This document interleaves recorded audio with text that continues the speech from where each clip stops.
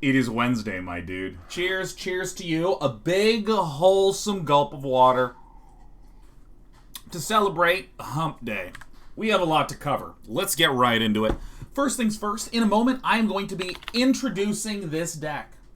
Before I do that, I want to talk about DK30 that's starting on the 1st. And then I'm going to do the in-depth intro. And then, as we're hopping into the game, we're going to start chatting and saying hello to all you beautiful nerds who've joined us today. Mwah. Mwah. All right, first things first.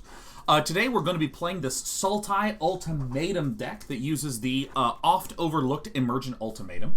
Popped up in popularity recently and is currently the #1 deck in the meta, the most represented deck in the meta. We're doing it because I kept making a bunch of stupid play mistakes yesterday that made me mad.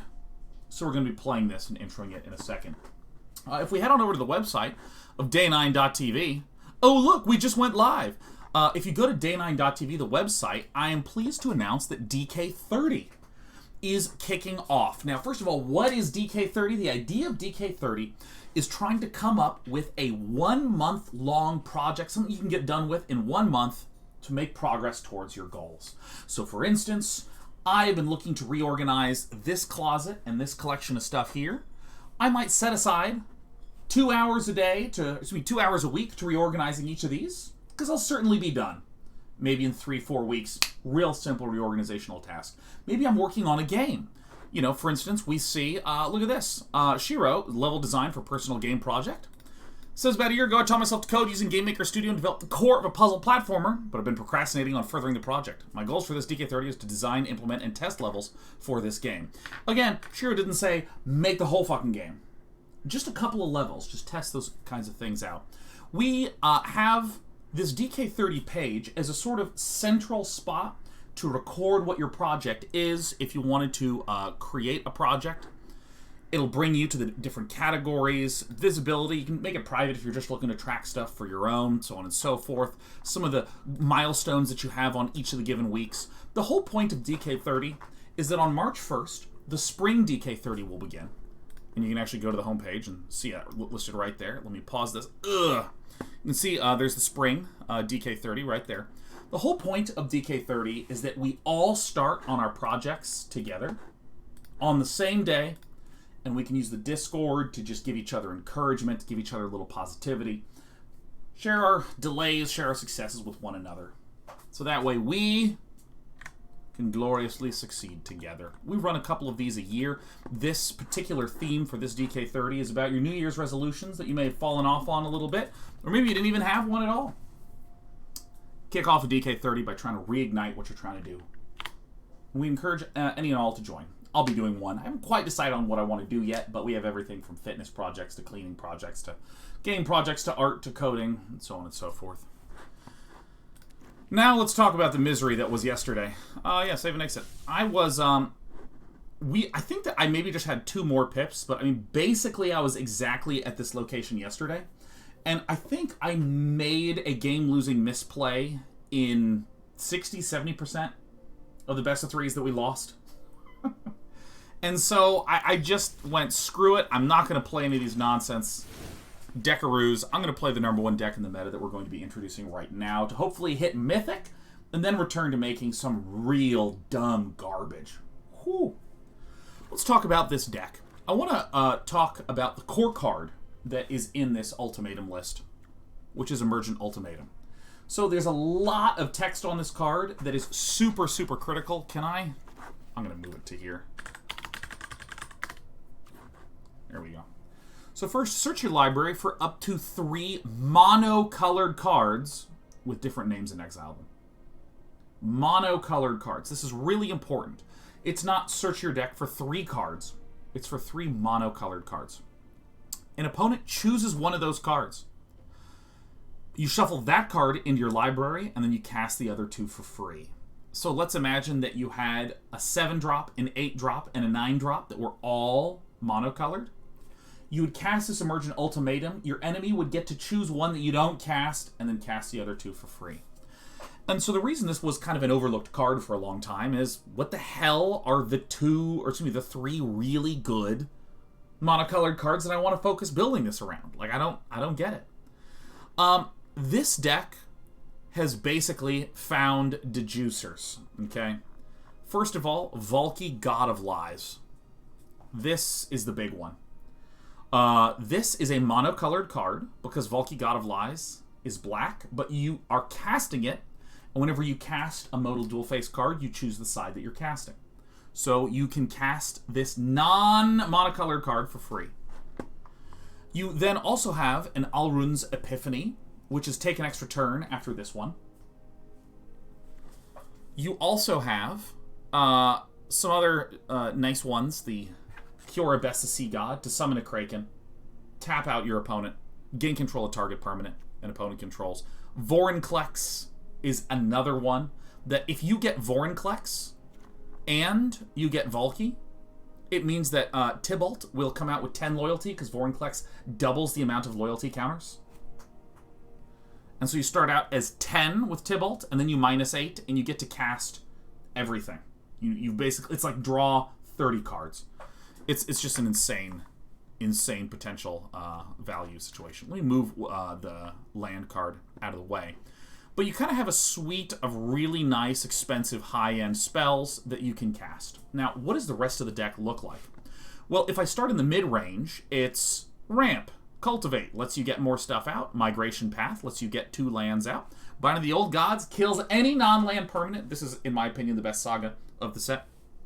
Any non-land permanent, artifacts, creatures, planeswalkers, enchantments. Binding the Old Gods deals with all of it. And then it also ramps, right? Helping you work towards that ultimatum. And so, Shadow's Verdict and Extinction Event are just ways to get a little extra removally-woovily value.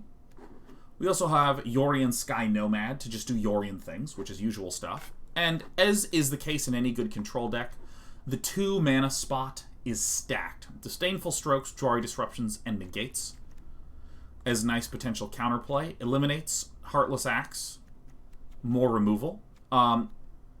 People are currently favoring Heartless Acts a little bit more than Eliminates because there's just plenty of big creatures you want to kill that will never have counters on it. Although Eliminate, I think many of you saw me lose to land the other day, and I wished I had a damn Eliminate in my back pocket, so here it is.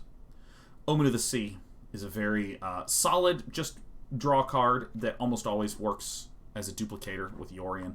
But really, there's not a ton of Yorion flickering going on outside of Omen of the Sea and Binding of the Old Gods. And then a little bit of Mazemind Tome. And the... oh, yeah, let's look at the sideboard. Sideboard is just usual control cards. Cling to Dust. Chainweb Arachneer as ways to eliminate our own graveyard versus rogues. Duress is a good anti-control tool. More Disdainful Strokes, Negates, Mystic Disputes, Shark Typhoons, and an Uncounterable Coma as alternate win conditions against mirror control decks.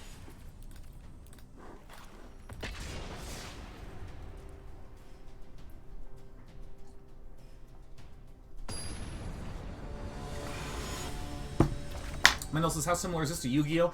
You know, I don't know how similar Magic is to Yu-Gi-Oh! Yu-Gi-Oh! Is one of the card games I've just literally never played. Looks good to me. I actually should check how many basics I have. I think this deck has a crap ton of them.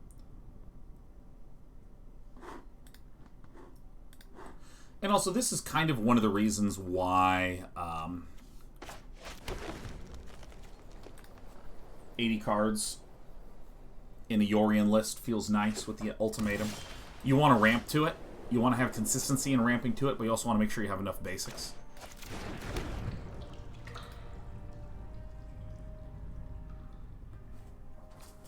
I'm going to move my little water mug over to the corner. Actually, how do I want to do this? I got a new desk that is just not as large as my other one. So let me put this here. Let me move. I have a contact solution bottle. I'll put this here. I'll move this here. I'll move this over to here. And there we go. And there it is. Oh, look, we have a Season Hallowblade. Ah, yes. One of the reasons why we like the extinction events.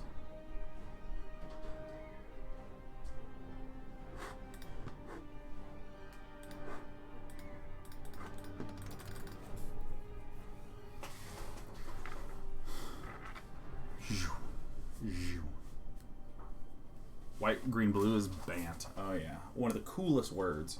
I think Jund is my favorite. Jund is my absolute favorite.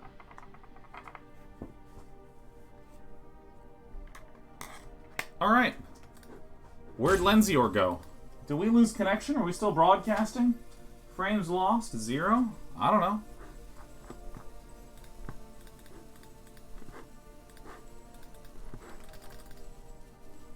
Alright, we take those. If we win like this, we win like this. Alright, it's my turn. I don't want to live forever. I don't know how the song really goes. I sung that. I sung that part of the song, and my brain was like, I don't think it goes like that. Ravi, Ravi, whom everyone lovey. How on earth are you? Ravi, did you see Astrea's build a Nexus in the enemy Protos's base and then recall Zealot Probe in? What the fuck was that? Oh my god, I've never seen anything like that before. It was insane! Golden Witch, who has been kindly coming by and gifting 5 a day for a little bit of time now, has gifted us 5 again for a total of 72. Today is it is a good day to 5, says Golden Witch. We need triple green for Emergent Ultimatum, so let's go ahead and get our greens. Alright. Twitter.com/Day9TV.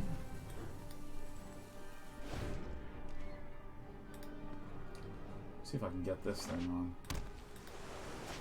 Oh yeah, we did. Is this working? Are we doing it?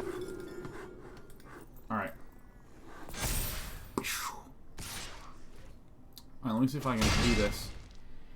Look at this. And he's going to recall. So, like, this is a match. This was played in the, basically the StarCraft World Championships that happens in the spring in Katowice in Poland.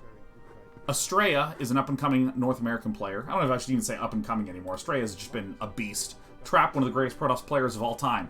This is Astrea building a Nexus at Trap's entrance and recalling probes and zealots into the main base of Trap. Like, this is ridiculous. Like, what the fuck is this? What is this? If you don't play StarCraft... And let me actually just skip ahead since my turn's running out. Yeah, but Astrea wins by doing that. It is the most ridiculous shit I've ever seen. Is that my 4th Cultivate? Oh, look at this shit. Alright, so we're a little low on the health. But we'll go ahead and do this. I shouldn't have done that. Alright. So we'll need... we can get black-blue here, huh? Okay, I didn't even see the blue. Okay, maybe this is a good example of how I took losses yesterday.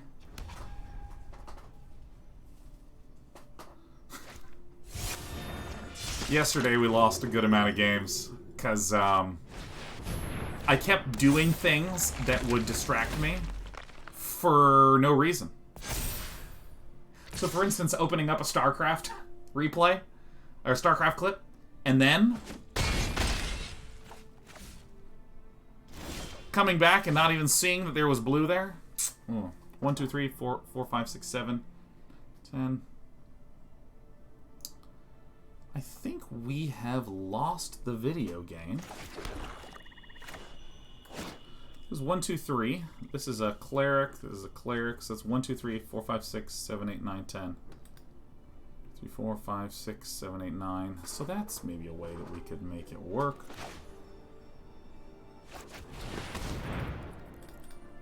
So I think that I, right at the start of combat, shoot one of the seasoned Hallow Blades and go to 1.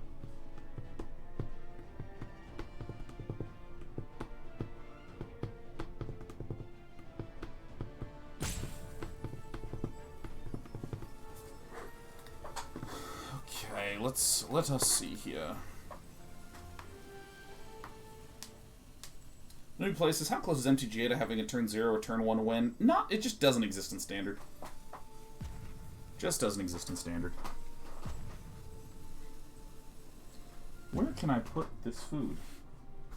Man, I'm running out of desk space. How about a green and a black, huh? That seems pretty good.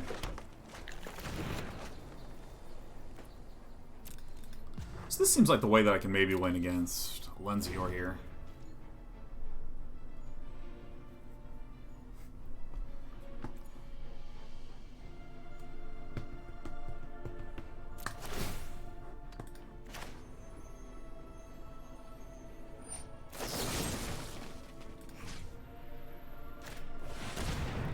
So now what happens is Lenzior will tap the Seasoned Hallowblade, and that's 1, 2, 3, 4, 5, 6, 7, 8, 9 damage coming in, and we'll live at 1. Unless, of course, Lenzior has another counterspell, and then there you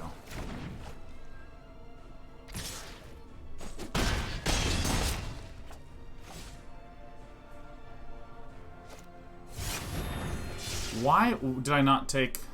What caused this?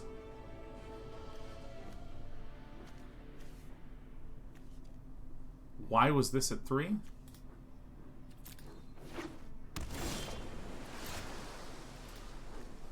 Oh, this was a Glasspool Mimic. That's what was going on.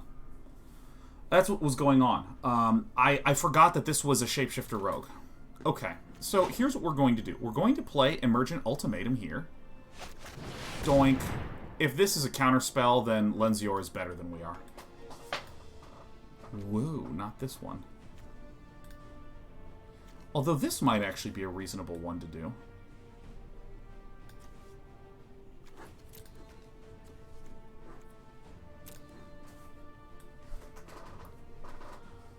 Interesting. So I think Kiora Best the Sea God is one of them that we should do, for sure. I think Alrund's Epiphany is another one that we should do.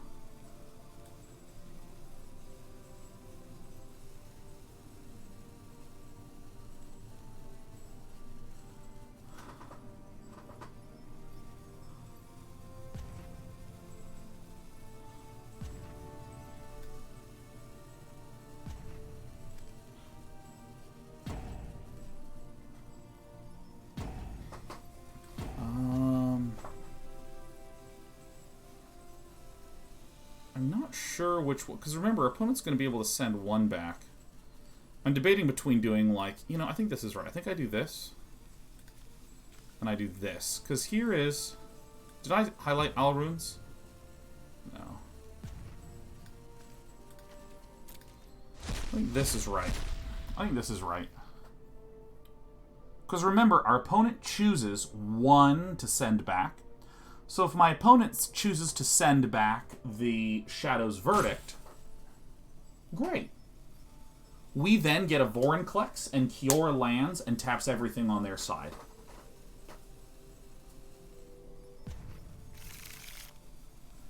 Yeah, so let's...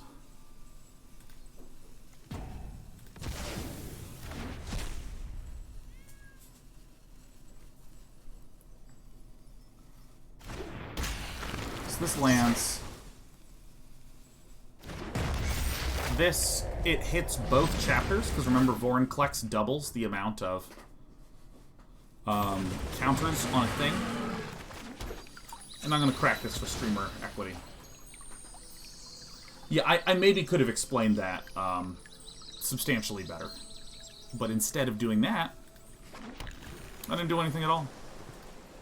And now it's going to be very hard not to win virtually immediately. Because next turn we're going to Yorion Sky Nomad into our hand. We're going to play that again, which means we flicker. Oh, wait, no, this will have exploded. Well, farts. We might still be okay. For instance, if we snag the Luminarch Aspirant.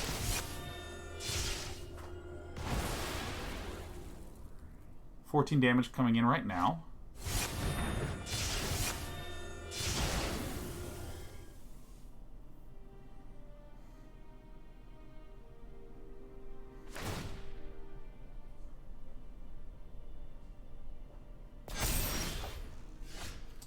And we lose, right? Yeah. Okay. So we had little to no removal at the start of the game, and that's alright. We still managed to have ourselves a nice game. So, you know, what would I even want to bring in here?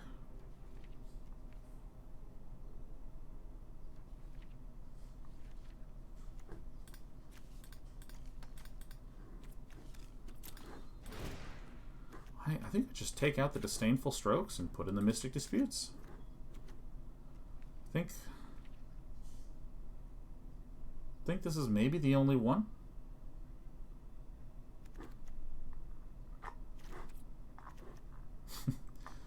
Someone working in UI is just bursting into tears right now.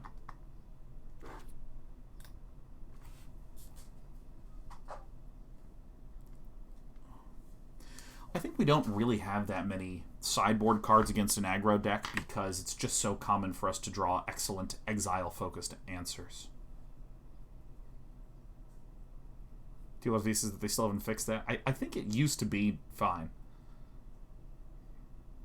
Yeah, Simply Amazing 7. I don't have a favorite set, and I don't really have a favorite deck.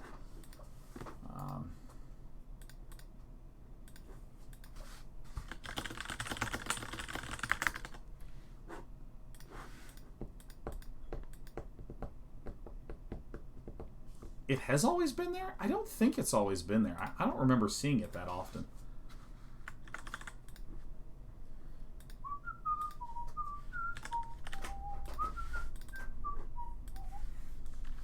Are we down? I don't know what's taking villains so long. Maybe they're hanging out. Na, na, na, na, na, na, na, na, na.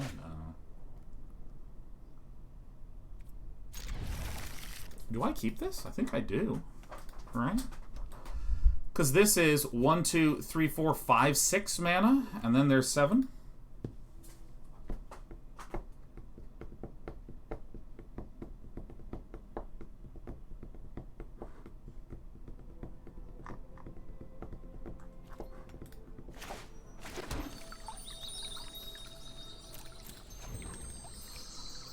Yuichi says, hey, day 9, do you intend to revisit the Talos Principle at some point? It's my favorite game, and you seem to really like it too, but you stopped 1/3 of the way through. Yeah, I don't know if I actually uploaded this part, but my save got corrupted, and I lost, like, a shitload of hours. And, I mean, I was just fully demoralized after that. I'd lost so much progress. Maybe I should just replay through it.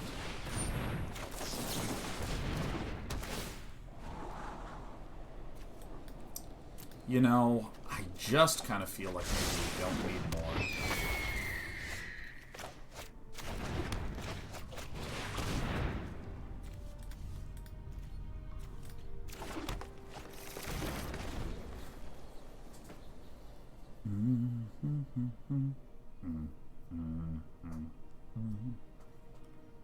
Someone says, am I misremembering something? Or didn't this white aggro deck win a tournament recently? Well, proper white aggro has been really, really popular as of late. I'll just snag a blue from this.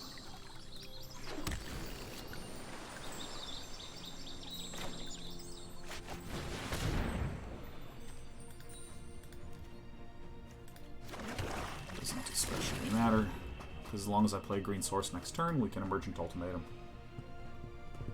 Remember, says, hey, to 9, I know yesterday was a rough day. How's today going? Yesterday was actually, by and large, a good day. I just screwed up in such a high percentage of my series that I was just so annoyed at the end of the day. What does this card do, anyways? It can't be blocked if you had another party member enter the battlefield on your controller's turn at the beginning of combat on your turn. Oh, well, that just fucking takes a dump on us in full, doesn't it?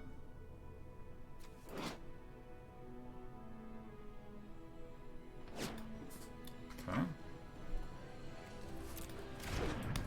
It's alright.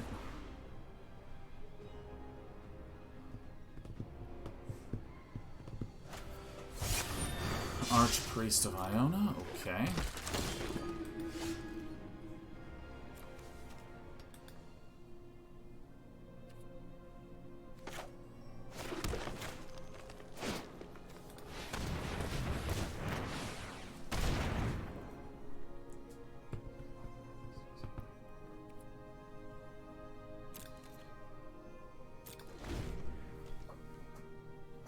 Still got a few turns left in us. Yeah, the Magistrate, for any of you who don't know, this just prevents Ultimatum from doing anything, because this says you can cast the other cards. Yeah, search your library for these, and then exile them. And then you can cast these exiled cards. Drain of the Magistrate doesn't do anything at all. Or causes us to not do anything at all.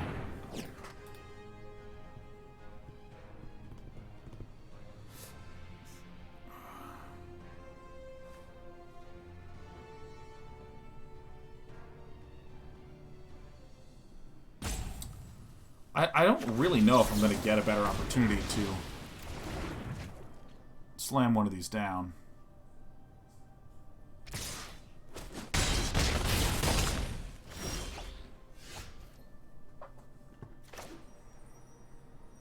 Wow, this game has just been making me rethink the nature of the auto-tapper.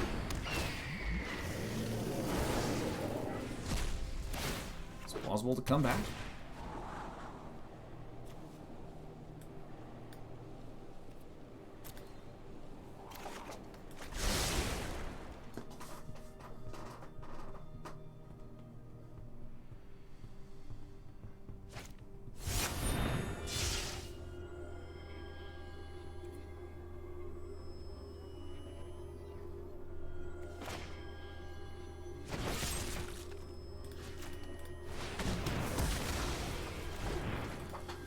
Helps.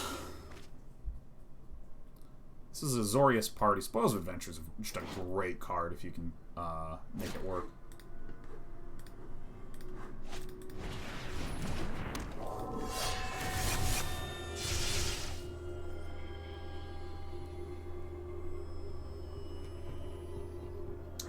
We just assess a no on Talos? Yeah, sorry, I forgot to finish that question. Thank you. Thank you! Yeah, probably not going to be able to go back to Talos Principle soon, unless I, like, dedicate some huge chunk of time to it and re-upload it. It just was so demoralizing for me. Even now, I just feel demoralized thinking about it. 1, 2, 3, 1, 2, 1, 2. I want this.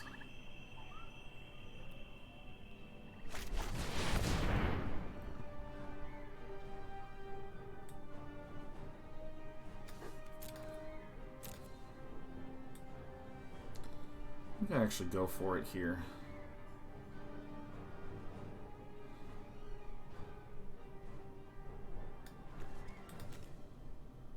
Alrund's Epiphany, Kiora Best of Sea God, and the Vorinclex. I think that's right.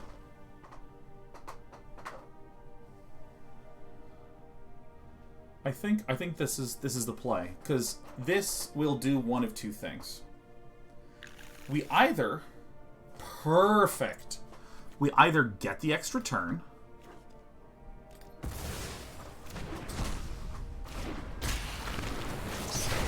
and have the Vorinclex out, which then means that we get the extra turn after this one, and we're just going to cast another Emergent Ultimatum.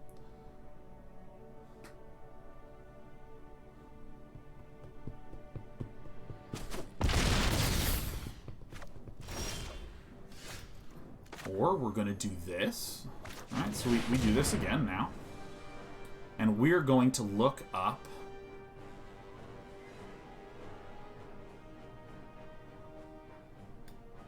Kiora Best the Sea God is certainly one. Where's the other Alrund's Epiphany? Don't I have a second? There it is. There's a second Alrund's Epiphany. And I gotta think of another one to cast.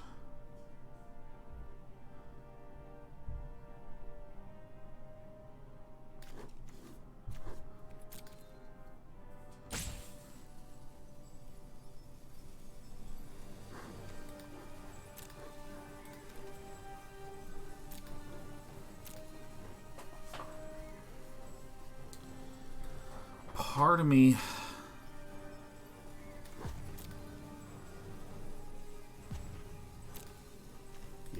there it is. We can actually just win right now then. I think we actually have lethal on the board. Am I an idiot? Don't we just have lethal on the board? This is 10, 11, 12? No, I'm wrong.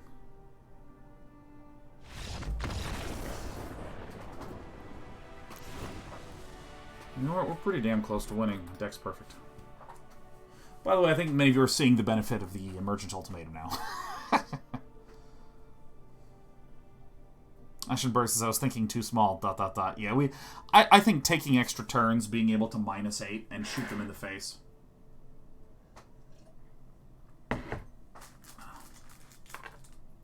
Again, I want to stress the sort of hidden juice that lives in this combo. The hidden juice is that Vorinclex makes everything double the amount of counters on it. So Kiora Best, the Sea God, both summons an 8/8 hexproof and taps out everything the opponent has. Our Planeswalkers enter with double loyalty so they can ultimate the turn that they're played. And extra turns work like extra turns. No surprises there. This will be a good one to play.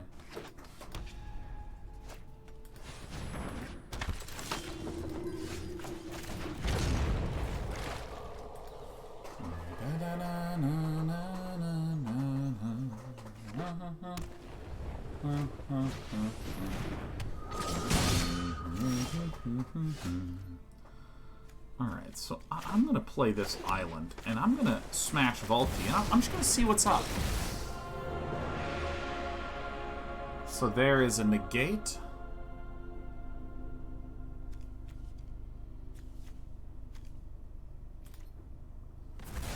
Okay. Brazen Borrower doesn't really matter all that much to me.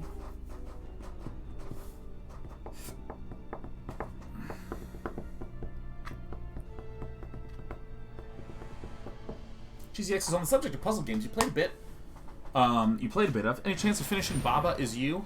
I think that I may very well play Baba Is You off stream.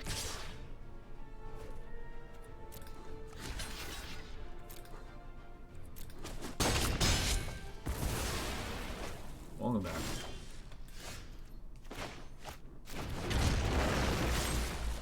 I think I may play that one off stream because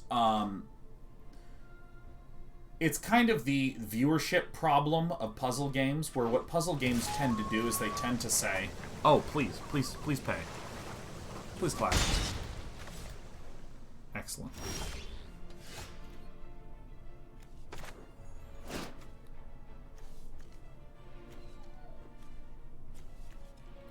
Well, let me think through this. We have 3 blues, so this needs to be a green.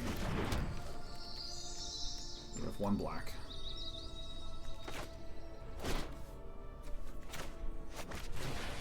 Where, like, if you tune into Dota and you have not watched high-level Dota, but you've watched low-level Dota, or maybe played low-level Dota, that's fine. That's, like, not a big deal. You can tune into the game and you get it right away.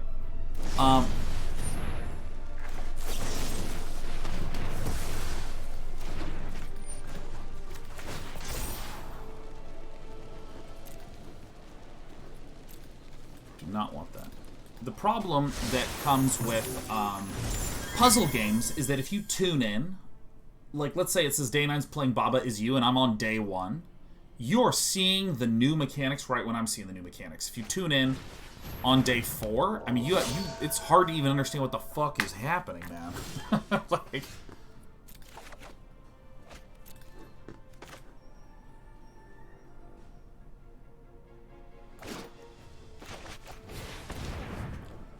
we could bait the negate.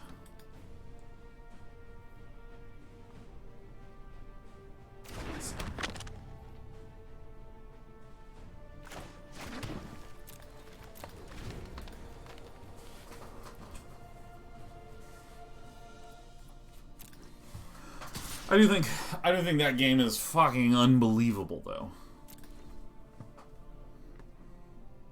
I'm probably just gonna draw.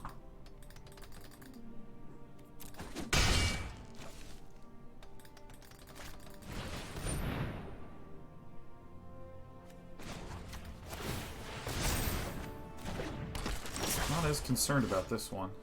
Nice. Really nice.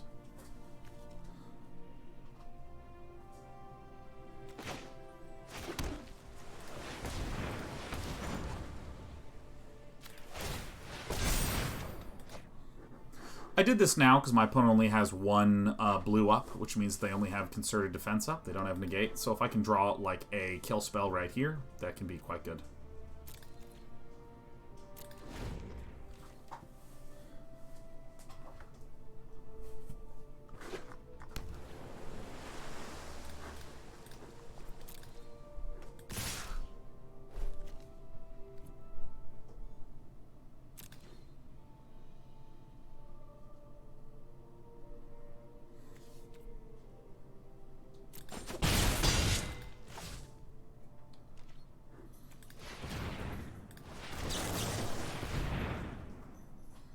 Omen of the Sea. Look, I have the mana up to counter it.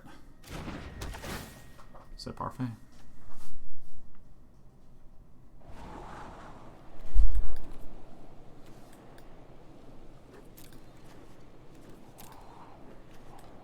Maybe Shark Typhoon's actually incredible here, right?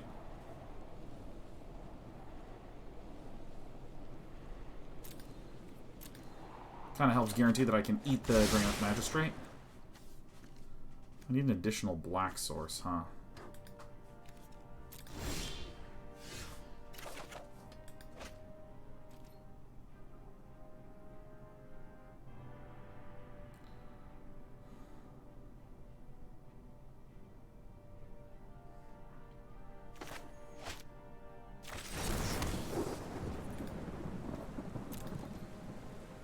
Okay.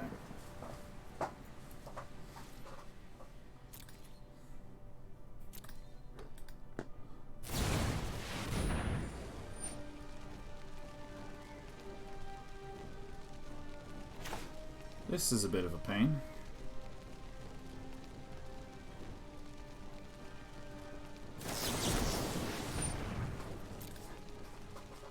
So I can't Shark Typhoon this turn, which stinks a bit. It's okay. It's okay, because I'm going to be able to gain some health, so I can live an extra turn. Nice. Nice, this wasn't cast. Really nice. Now I can eat the Granite Magistrate. Put a stop here to remind myself to Mazemind.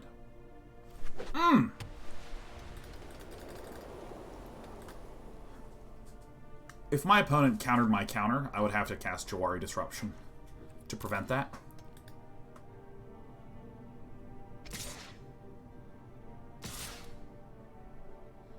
But since my opponent didn't do that, now I get to do this. Surprise, motherfucker. None of these are instant speed removal.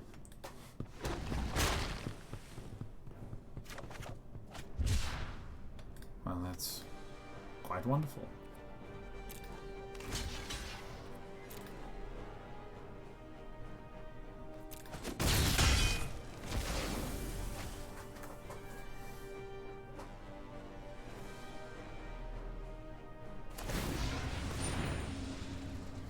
Nice play. Nice. Didn't even ask me twice. Okay, so what do I think about just chilling here? I think I don't scry. I think I just chill and hang out. And there you go. And there you have it.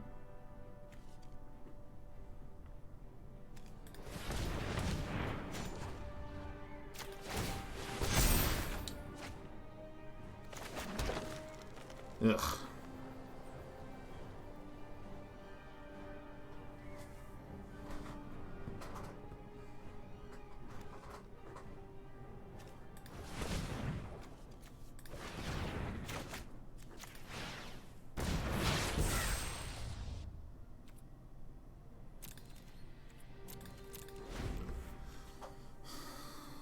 So this should cost one less. There's a warrior and a warrior, so this should cost a bit.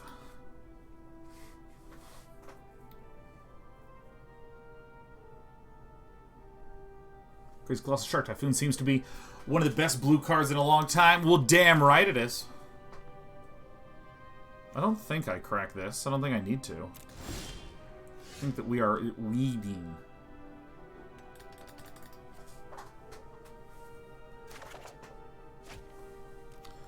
Thank you, goodness.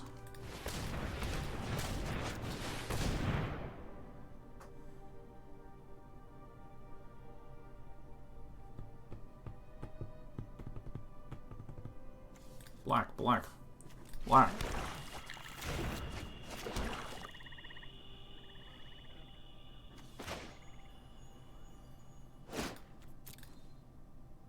Chill. We're 11 health, so it's all good. Look how amazing the shark is. Man, I called the shit out of this Shark Typhoon being good.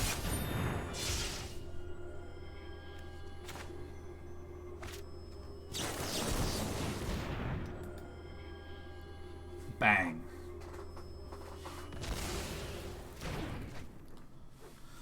Traditional control decks working well.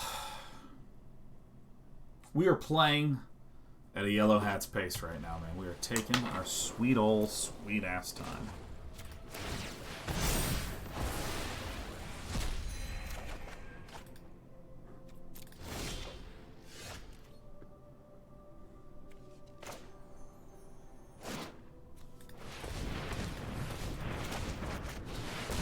Please leave all of my blue available.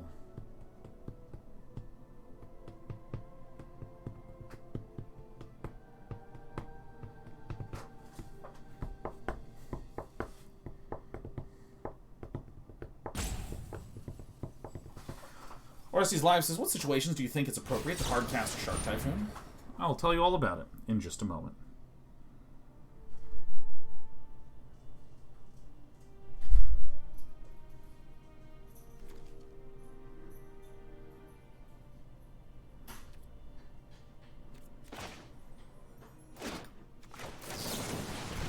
Let's see if I can find another negate somewhere in here. Yeah, I mean, I basically think that the danger of hardcasting a Shark Typhoon is that you do nothing on the turn you've played it.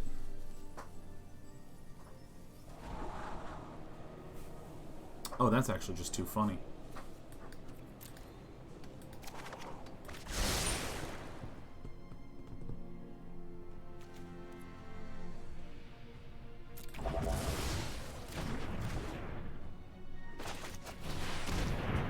Terrific. If you want to counter this, you can.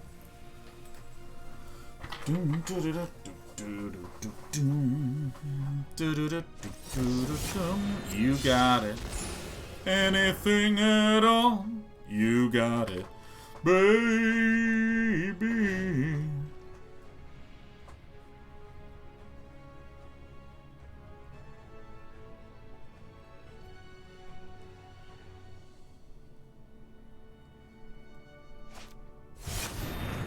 No, I can't believe you would ever do that to me.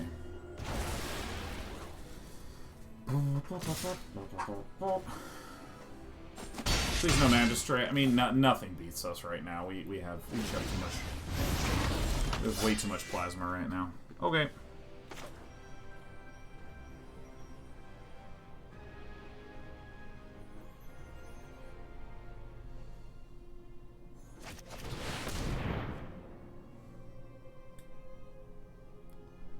So, I mean, probably this, probably the Vorinclex, and probably the extra turn.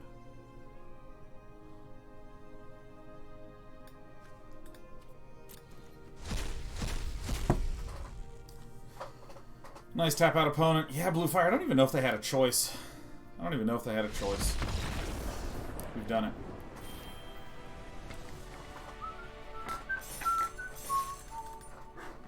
We did it.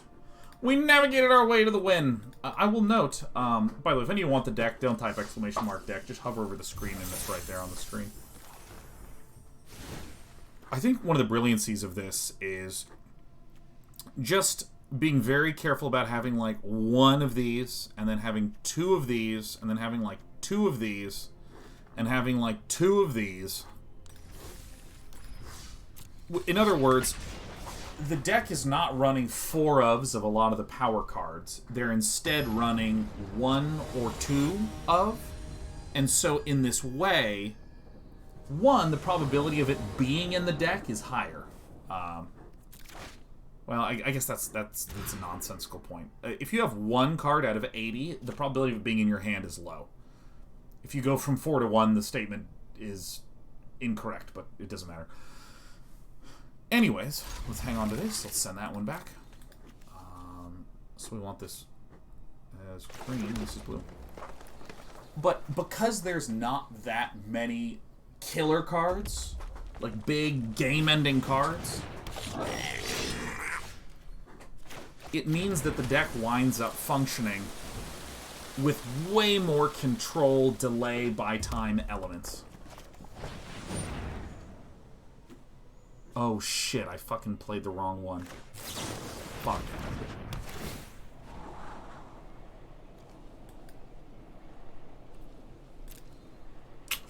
God.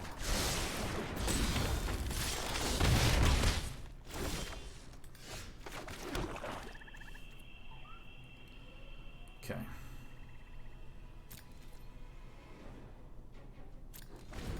Played the wrong one.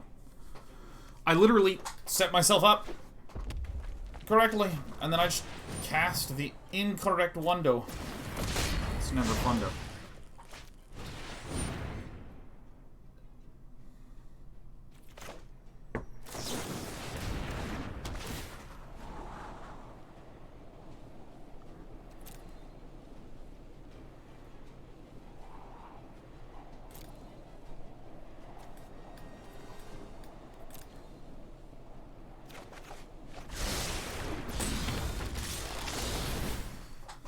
And there's Disdainful Stroke, and there's land. Okay.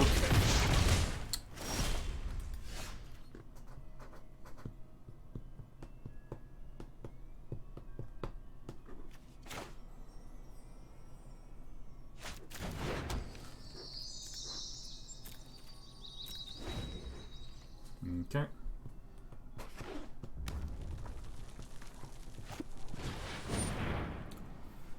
Holy shit. This is a lot of pain.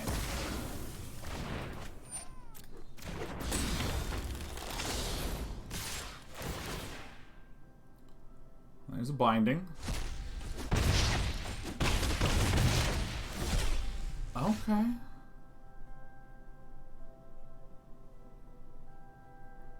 mean, we're really looking really dead here.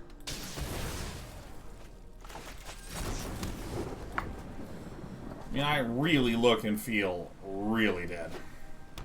My riches are being robbed so hard.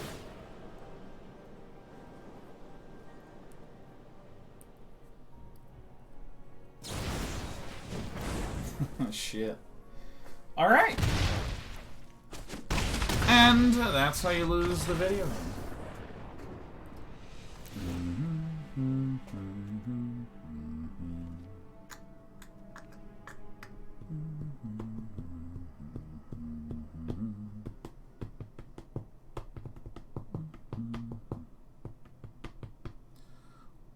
I'm not even really sure what we cut here.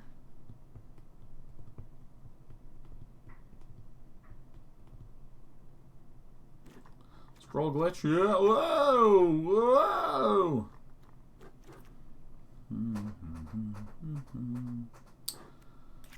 Probably Disdainful Strokes come out. You maybe Shark Typhoon, as paradoxical as it may seem, is like the least garbage ones out. Disdainful Stroke we definitely cut. I would rather have the negates than the Disdainful Stroke. Cling to Dust doesn't seem to do much.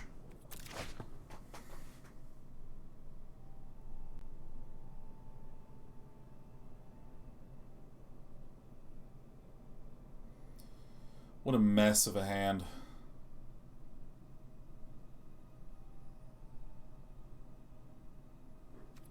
I think we send this one back, because I'm thinking like turn 1, Forest, turn 2 this, turn 3 we shock this into Cultivate. Yeah, I'm going to mulligan. That looks more like a hand. Send the Forest back. Cling is life gain for 1 black. It kind of is. Kinda sorta is. I need to kill a dude first. Then upon killing, I gain 3 life and don't draw anything, which seems pretty mediocre.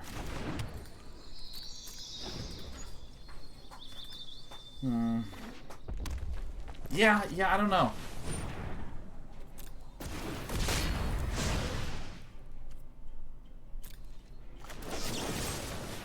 Alright, he goes. I assume that Rimrock Knight is going to get cast on this guy, and maybe it was better for me to just leave. So I could have picked off two, but, you know.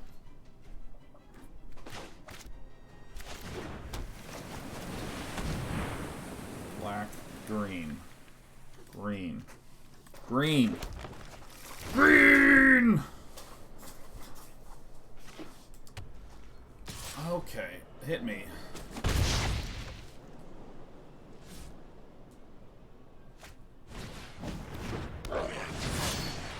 Alright.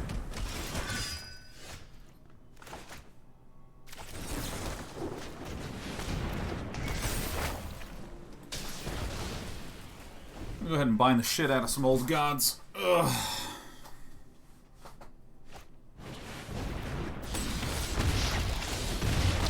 Zoinks. I mean, what can you say? You want to get the Zagoth Triome down.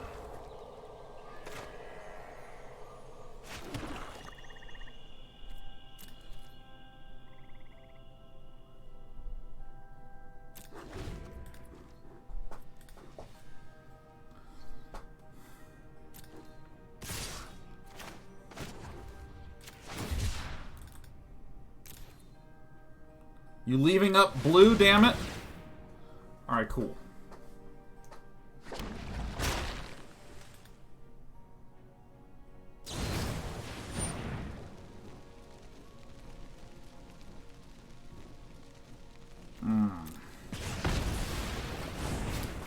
Well, if I play around that... Oh, look at this.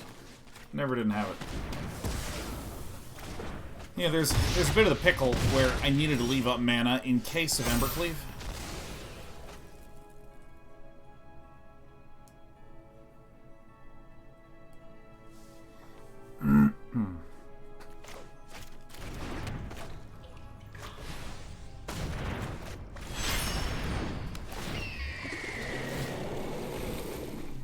Goddamn, Iceman. I'm sorry to hear that. I hope that...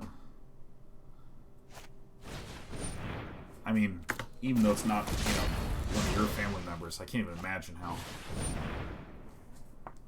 painful that must be to try to be in a position where you're consoling.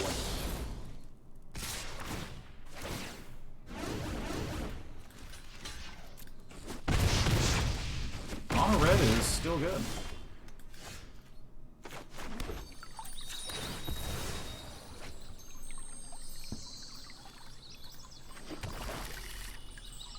Villain gets a land, that's death.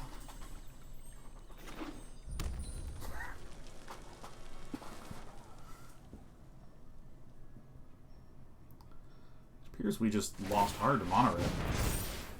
Alright. No! Not too torn up about that. Not too torn up about that. I mean, Villain had a rad red deck. Had an incredible game one and just like, you know.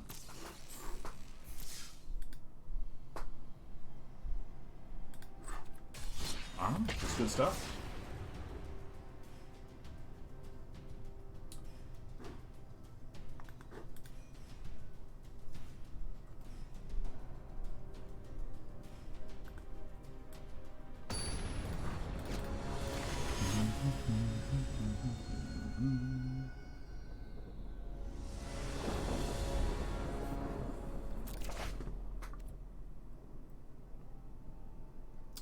Okay, I'm going to send this one back, because we can't, like, cast anything. Okay, this is a better hand. Yeah, the deck runs 3 Shadow's Verdict and 2 Extinction Events. I think it's... I mean, the thing is, even if I was running 30 Extinction Events, there's still the probability that you don't get it.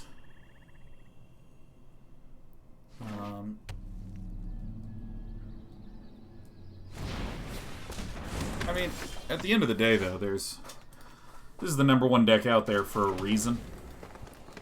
And it's 'cause it's good.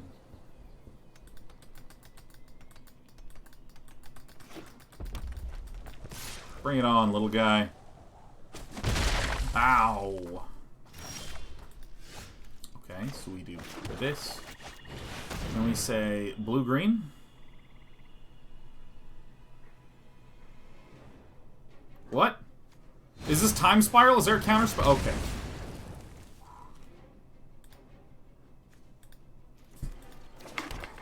Send out the blue. I blew it. You get it?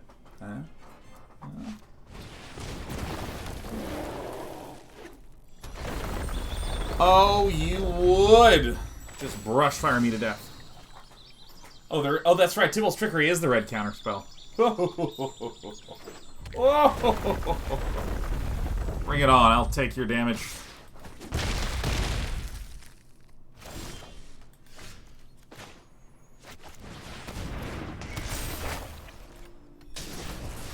Bye. So we have black, we have green. We'll need like a Zagoth Triome or some shit.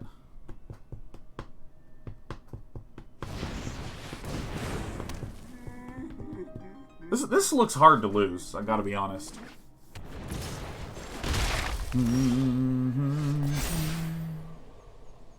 Zagoth Triome.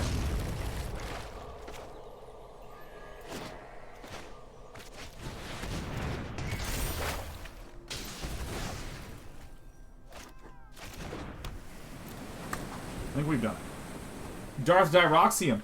I thought of you when I was copy-pasting this deck in. I thought of you.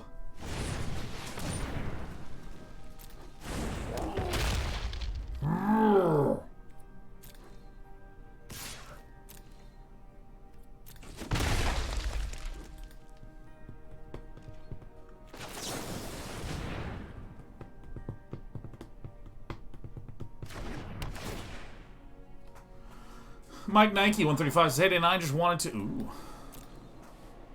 Just want to say thanks for the previous DotaTube content with Purge. Very entertaining and great learning. Meh, hell yeah. Meh, hell yeah. Playing with Purge on Wednesdays. Finally wrapping up with DPC. Finally, he's wrapping up with the DPC. Let's go ahead and get the Ketria Triome. So we have a single red. We have green, blue, black. We'll emerge. That'd be so funny to see a Tybalt's Trickery. DPC, the Dota Pro Circuit. Alrund's Epiphany for an extra turn. Kiora Best the Sea God for all of their shit. And the Vorin collects to make it all work.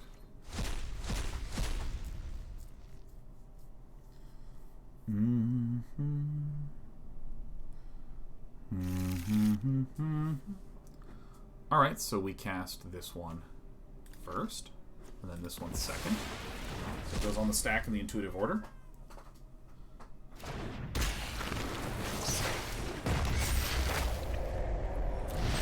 Boop. So all these get tapped.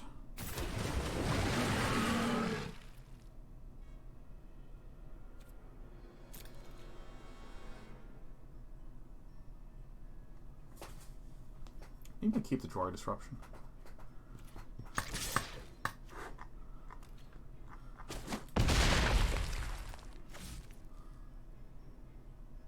Just hang on to this.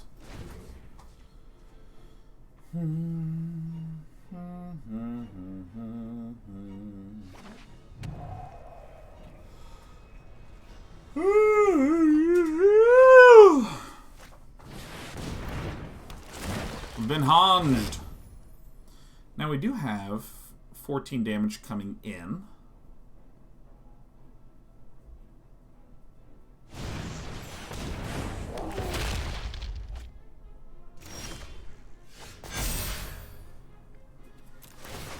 Okay, so I think I'll gain control of this one so I can gain life.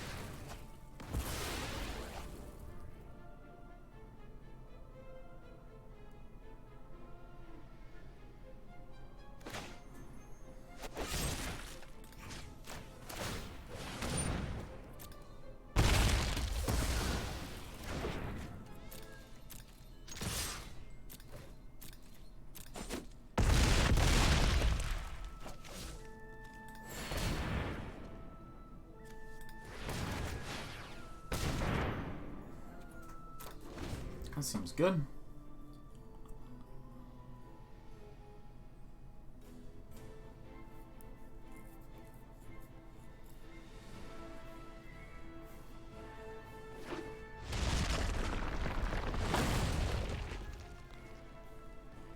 Just don't flicker the henge, I think. It says, exile any number of non-land permanents you own and control. Turn those cards to the battlefield at the beginning of the next turn.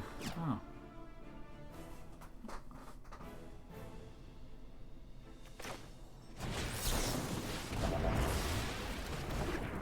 I think we're in pretty good shape here.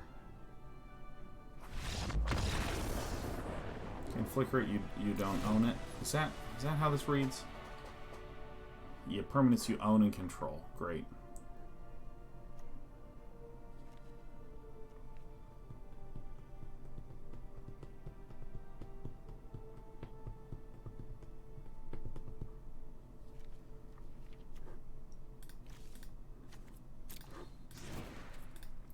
I ain't changing nothing, man. I ain't changing nothing. We already have a good amount of anti-creature technology here.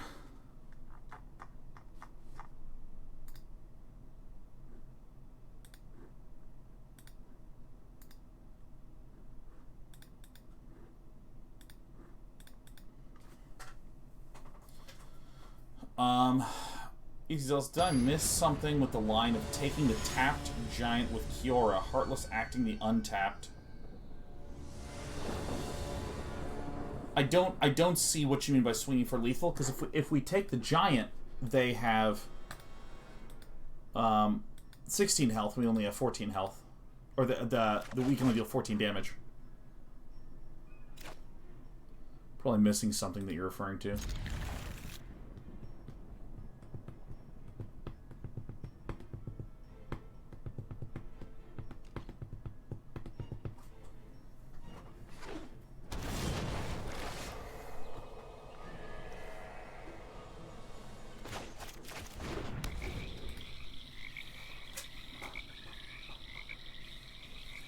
If you gain control of it, it gets summoning sickness, yeah.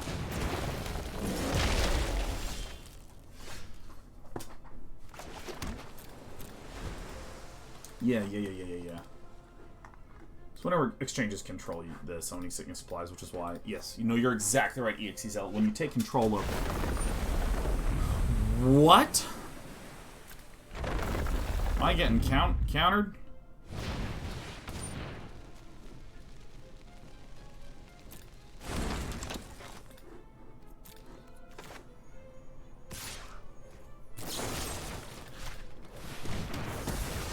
Alright, nice.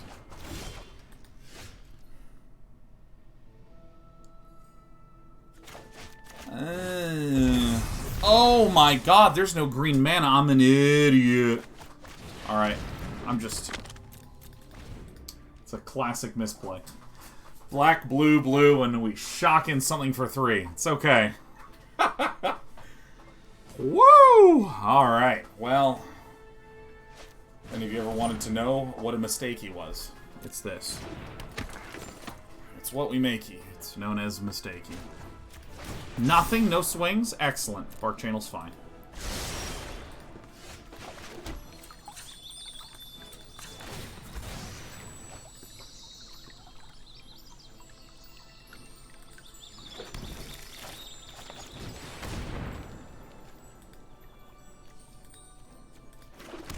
Green, green, green, green, green, green, green, green.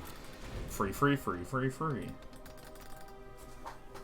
The classic Mystic Dispute bluff. Oh my god, that's right. That's so funny. It does look exactly like I'm bluffing Mystic Dispute. Perfect. I'm excited to scream odd at the top of lung. I mean, like, if you assume that I know what I'm doing and that I'm not just a moron, it looks a lot like I have Mystic Dispute. Crack, crack.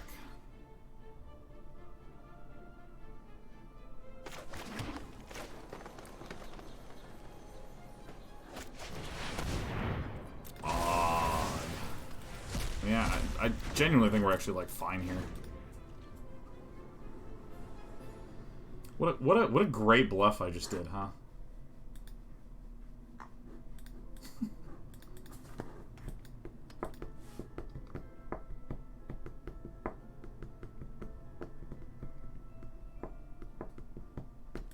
Flame Secret says, I'm reminded of the saying, never assume malice when incompetence can explain the situation. Oh, yeah. Yeah, I think most things that go wrong are a result of two things. Incompetence is one of them, but I think even more than incompetence is apathy. Like, why does Day 9 gain weight in quarantine, right? I think I put on about 25 pounds in the last year. I mean, obviously, there's things like... let's ignore the pandemic, because I was really good at going to the gym on like a schedule and having like a gym routine and shit, and then the pandemic started and all the gyms closed, and I was like, oh, I'm fucking stressed, I'm gonna stress eat and all this shit. But anyways, let's imagine that we are not in the midst of a pandemic. Why would Sean gain a bunch of weight? Why? I feel like the answer is quite simple. It's that I just am not spending the time and effort and energy to become a thin boy. It's apathy, right? Because here's the thing. We all know how to get in shape. We all know how to lose weight and get six-packs and look ripped and all this shit. Like, we know. We know. 1, 2, 3, 4, 5, 6, 7. X equals 5. Like, we all know. It's that you just didn't... You know, you just didn't do it, right? It's just sort of like, and by the way, I'm not trying to call out or fault or make feel bad anyone who is gaining weight. I'm just saying that the reason is kind of out of apathy. Like, if you just like want to read books and watch TV and not exercise, I don't put a value judgment on that. I'm just saying... Yeah, I'm doing this shit. I mean, I have no idea what Villain's up to. I'm just gonna pull this fucker in. I don't put a value judgment on you. I'm just saying that, like, we all kind of know that that's how that thing works. Let me cancel attacks, put no attacks, and just wait a turn. Like, we all know. We all fucking know. And then when I think about things like, I remember I was talking to someone who... What?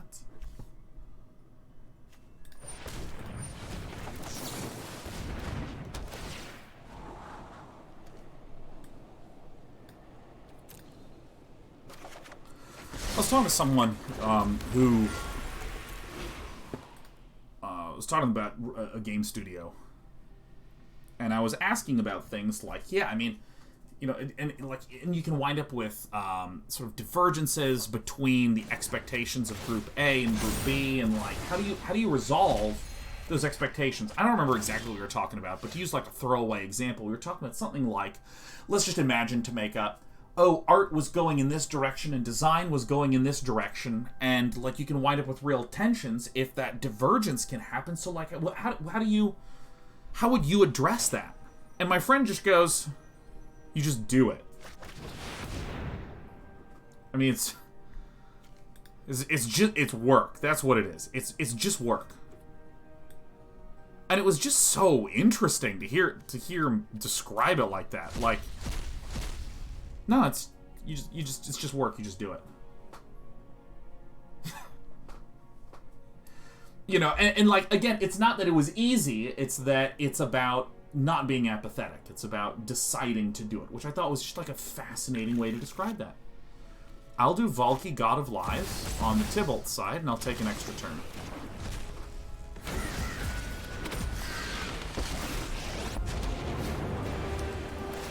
Give me this.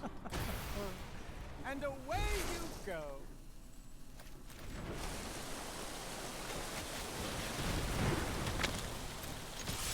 And doesn't that just, like, comically capture so much shit? Welcome back. It's the next turn.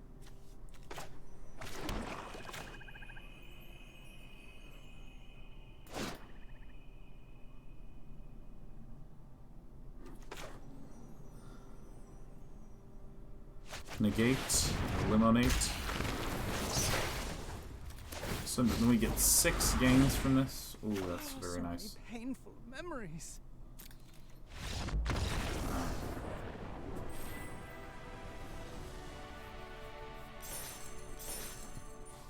Cool.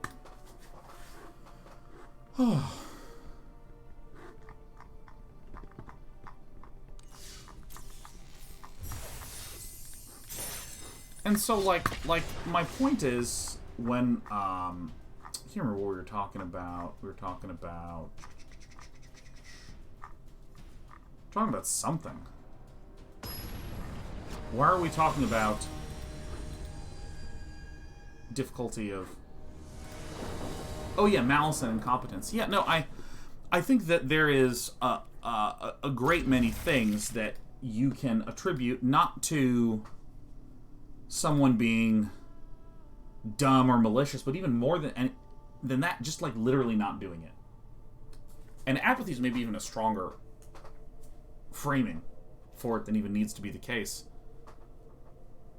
I mean, because a lot of times people are like, hey, what's the reason that you're not doing thing X? And I'm like, no reason. There's literally not a reason. I nothing that whole thing. Okay.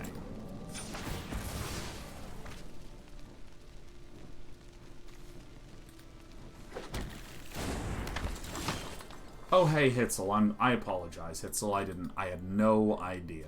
I'll be a little more thoughtful about that in the future. I'll even veer the subject a little more towards abstract things like work. Yeah.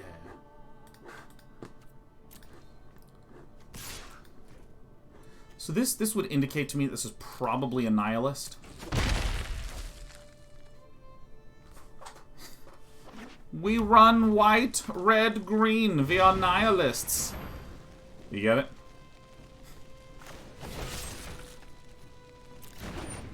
I don't think I give a shit about any of these.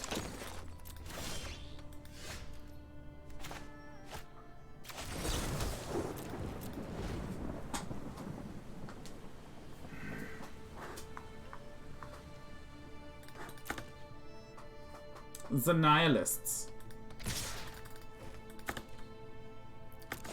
Bring it on, giant killers.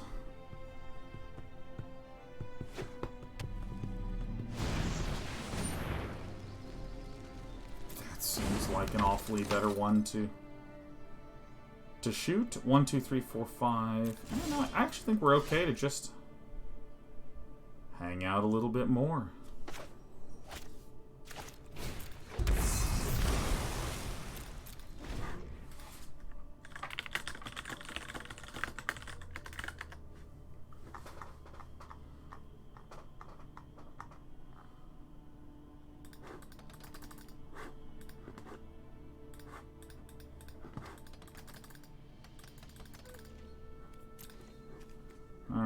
Let's see. I think I accept this damage. Here, I mean, I'm basically trying to wait to Disdainful Stroke, a showdown of the Scalds. Because the playing of the Shepherd of Flock tells me one of two things. One, Call Porter has another one in hand. Okay.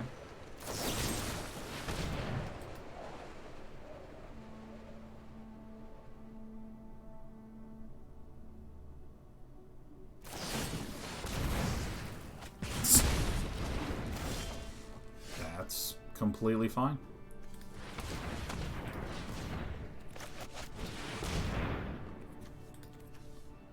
Black and green. Let's put the green one out and then put the black one down, so that one is the untapped one. Kazul's Fury, so it's Naya with Fury. We expect then probably there's a gold span dragon. Probably. If not, I mean, I'm just going to be Shadow's Verdicting with Disdainful Stroke up next turn anyways.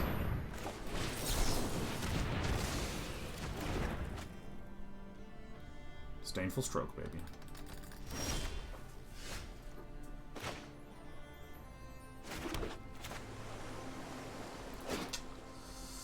I didn't think that one through properly, did I? Alright, so I'm gonna do like this. Pick off this guy.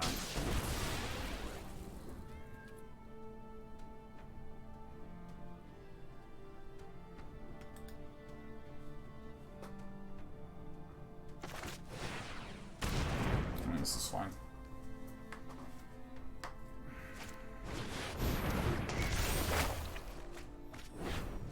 Okay.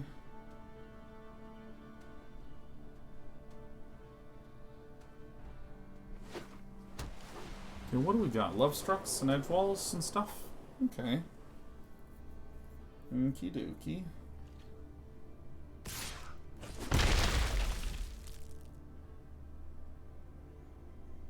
Yeah, I think I just like Yorion, man. Right? Yeah, Zagoth is the one. 'Tis the money.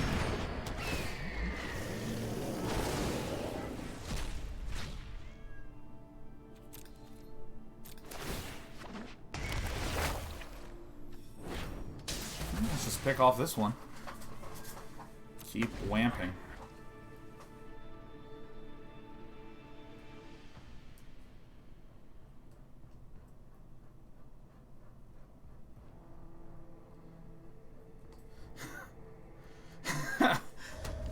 Casafesson says, I still say tight all the time. I can't let it go. Yeah, it's hard. It's hard. Once you start saying it, it's just it consumes your mind.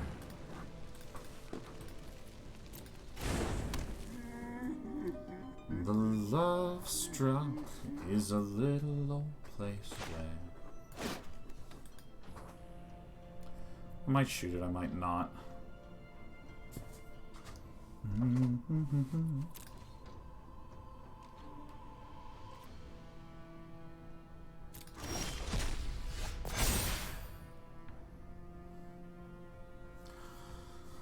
I'll get another Zagoth Triome, by God. Exile these ones. Getting Kazul's Furied in the face here would stink.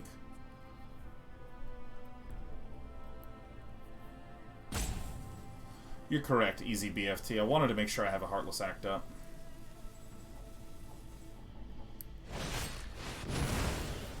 Oh shit, that's a play right there. How many Kazul's Fury does this deck run?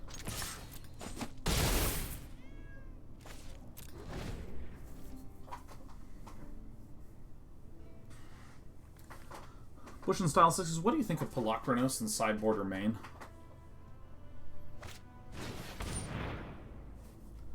I don't really see a particularly notable use of that.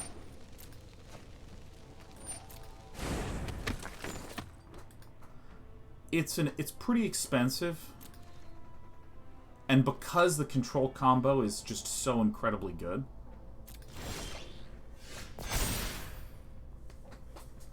Give me the Death Touch.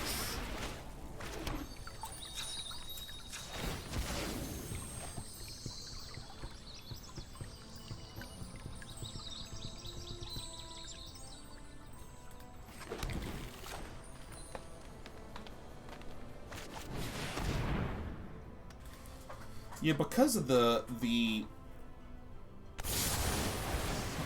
like, in a control deck, I want to be very careful about trying to put in something that is not a strong control card, such as,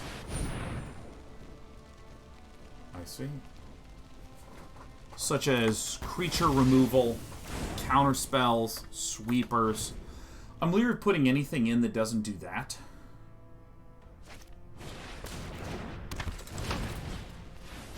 My God, he's fucking got it all. Bone Crusher kills us.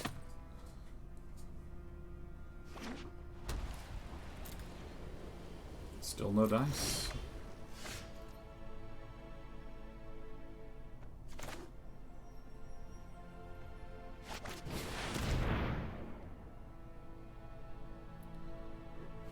Odd. So, for instance, if my Genesis Ultimatum combo was struggling to go off, we might say something like, my Genesis Ultimatum combo wasn't going off, we might say, oh, shit. Yeah, maybe I should have waited. If my combo wasn't going off, we'd say, how do we increase the probability of that going off? If...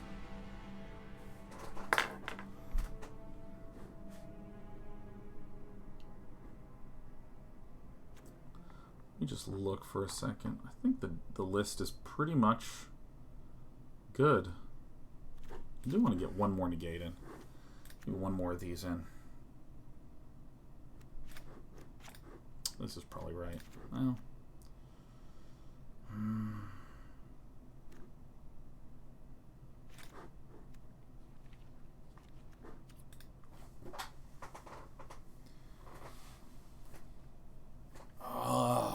Yeah.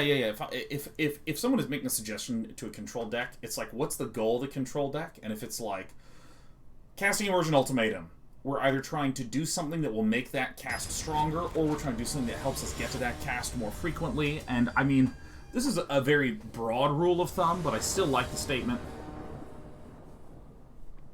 I still like the statement. Like, 2 mana cards are really where you want to be looking to improve your control lists.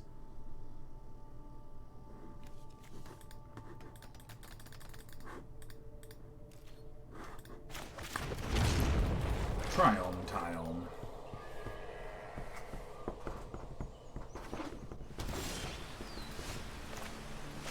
Well, this is just an awfully good run out. So I just want to hit a lot of mana and then eventually Emergent Ultimatum.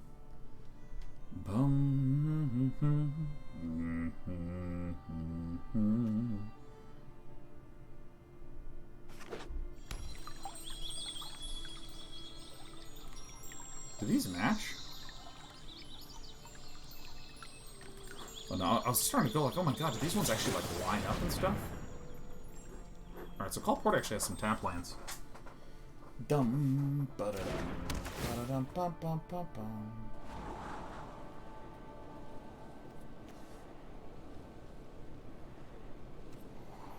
I think maybe I just want all of these. I think I'll just take them all.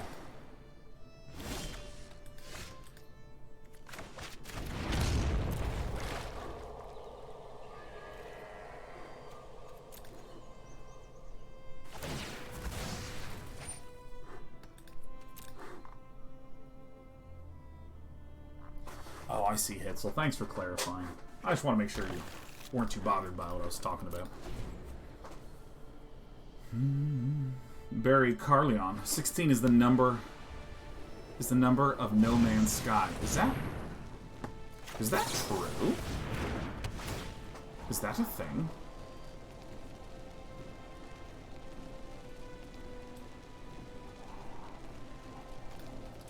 I mean, again, I think I just like want all of these things.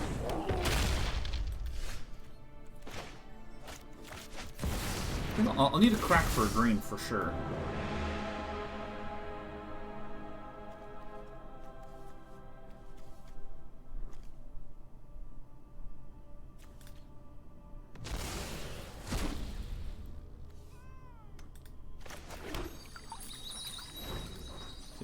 Hit up some of that pass-through equity.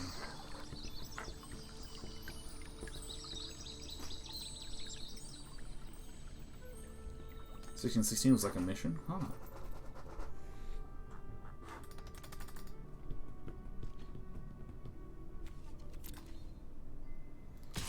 Crushed my bones.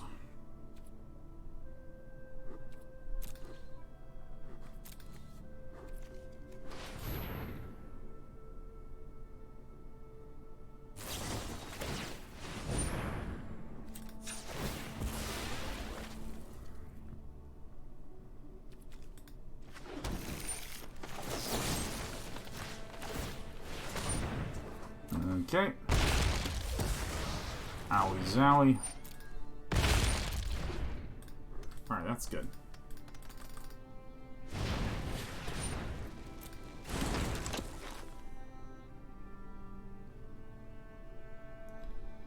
So, I think I'm just gonna, like, become Rydane, huh?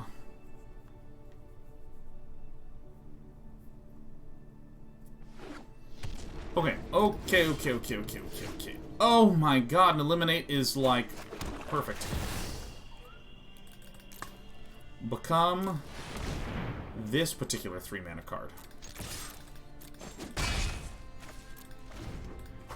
This is nice because it delays Showdown of the Scalds for some turns. So let's see here. We have green, green, green, black, black, blue, blue. So actually any green, blue, or black is good here. Your Iden has vigilance. Sure does. Ow. Hello. Why so love struck? I'm thirsty. These games are making me thirsty, man. Really. Not the green side.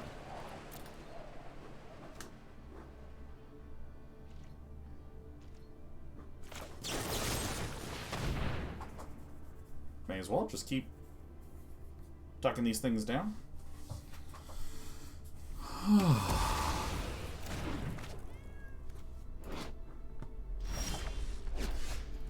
You'll love to see it.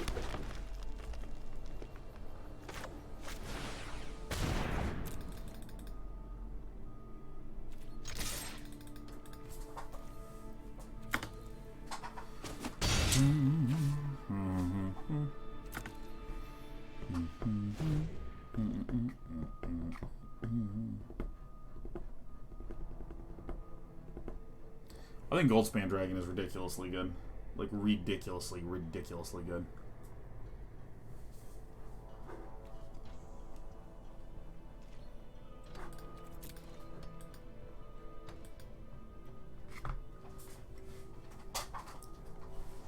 I get a fork so I can keep eating my chicken. My little dog loves tortilla chips. So much. Oh, and I love giving my dog little tortilla chips so much.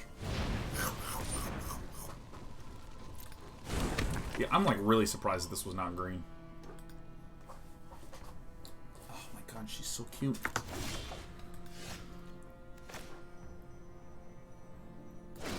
Green, green, green. Green, green, green. Black, black, blue, blue. Perfect.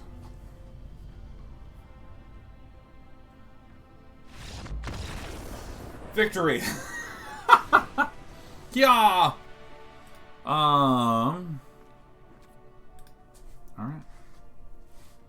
I will be refilling my body with water.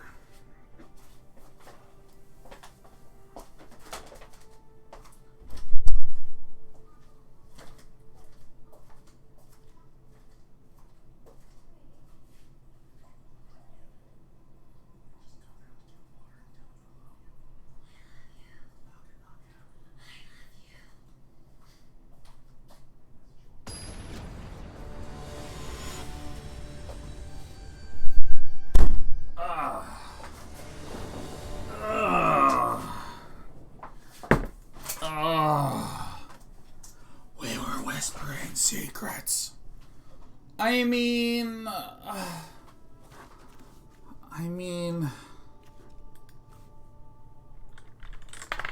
you heard what? I don't know. I don't know what any of you were talking about. I couldn't think of a reason.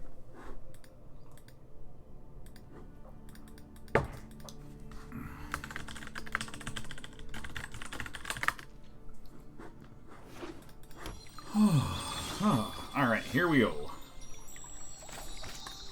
Bop. JBD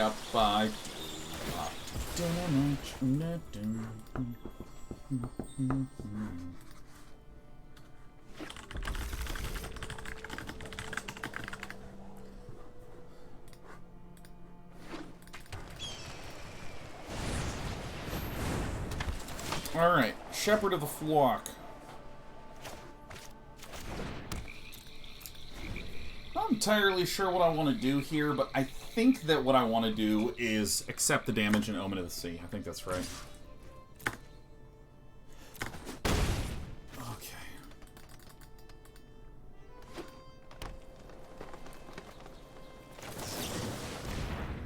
Granite Rock says, somehow I missed getting a sub back when you were gifted like 3K subs, so here I am using my Prime. Sorry, I'll request that everyone do a little bit better of a job at aiming in the future. I fully recognize how frustrating that may be.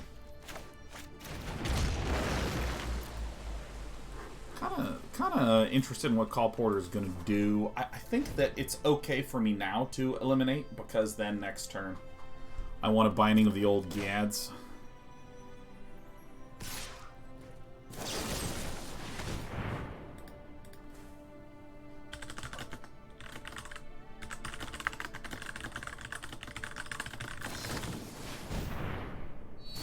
can't believe you've done this.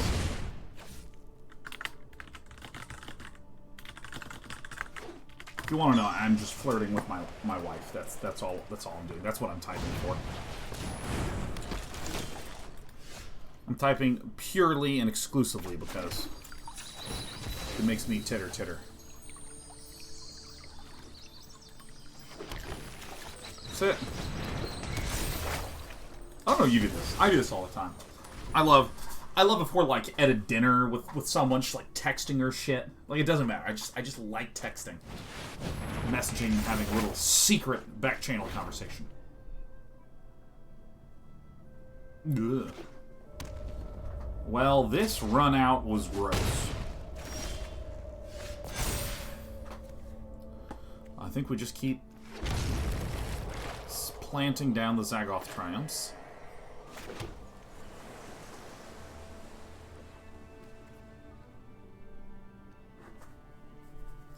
Ugh. I am quite alarmed that I have died.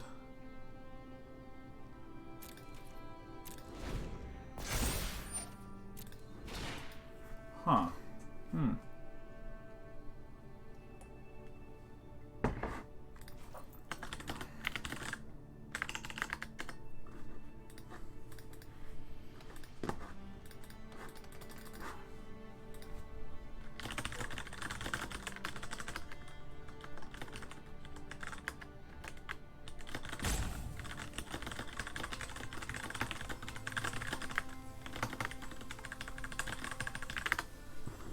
I gotta pay attention to this stupid game, man.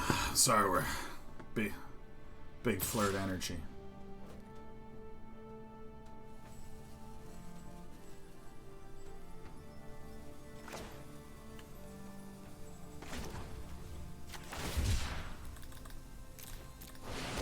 I mean, I'm just gonna do this. Right? Brings me closer. Helps ensure that I get another turn.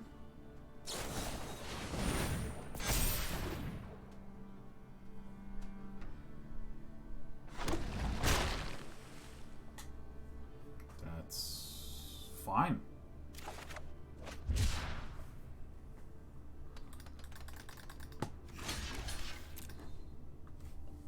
Alright. I mean... Someone makey a mistakey.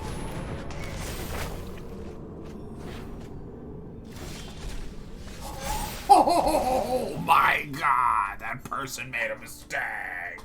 They fucked up now! Oh god!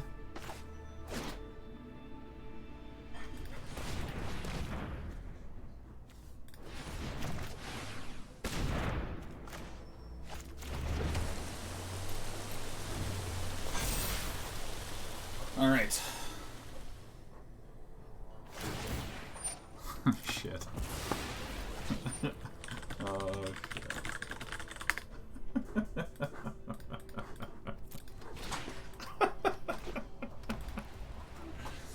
Oh, okay. Listen, I gotta fess up. Flirting with my wife, which is something that I'll never not do. It's unbelievably awesome. It's so good. And then I asked her if she could bring me some tea. I'll take them all, please.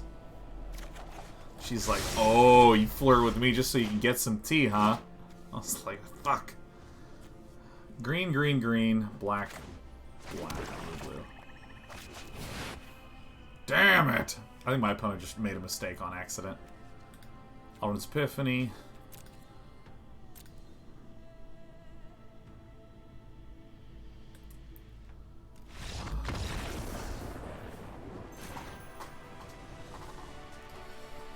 We're doing it! What kind of tea? Green tea, Lagcraft is green. Ninja Ginger says, as an Englishman, I approve. Oh yes, a good old flirt to get tea.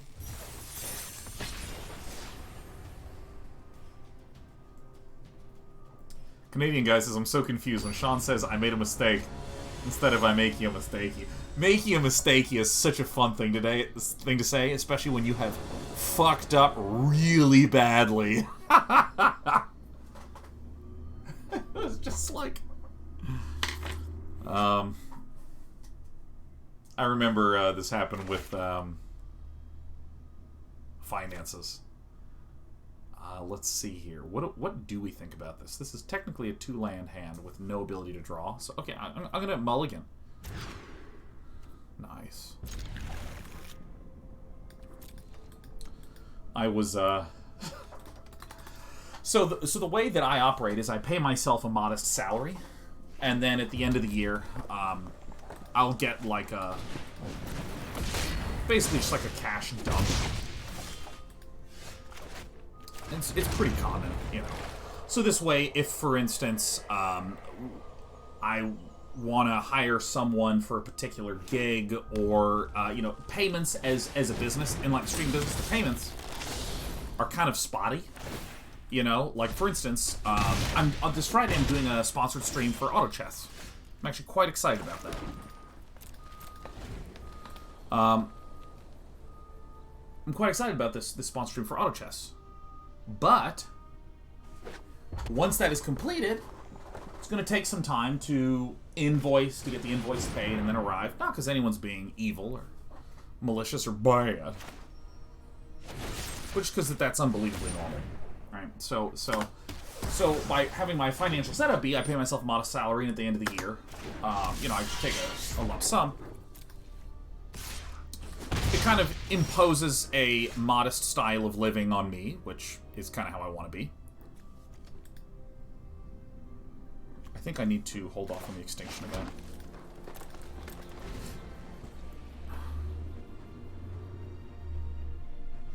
Staying on backing up? That's right. I'm a damn fine streamer. That's why I backed my truck up.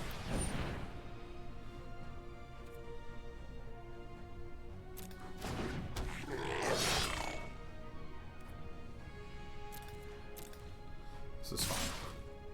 These are all odd. And there's no Embercleave. I was waiting to prevent an Embercleave, so I think this is a good play.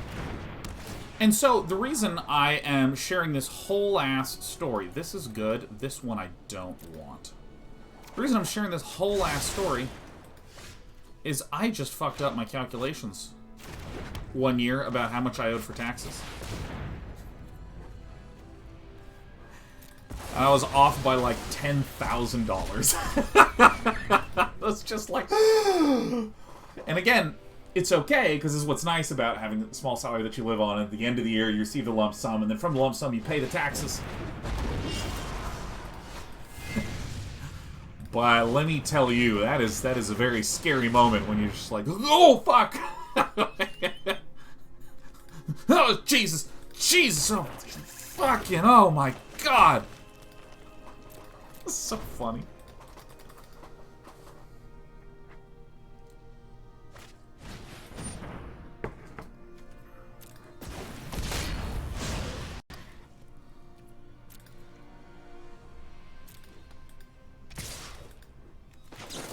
And I want to be clear, like, what happened, and what I mean by made a mistake in that regard is, I back a napkin math to make sure I have at least a sense of what's going on when I give it to the accountant to do stuff.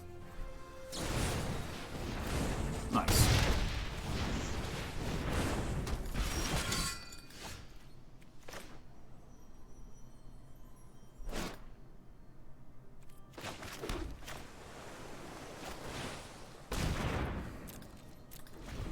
Pretty standard looking stuff. So that's what I mean by I was off by that much. It's not like I didn't have that money in the bank or some other such thing. It's just like my mental model of where my finances were at when thinking about the next year was incorrect. And it was so it was fine. I mean, this is and the point of the story is that was a great spot to say make you a mistakey. Like a terrific spot.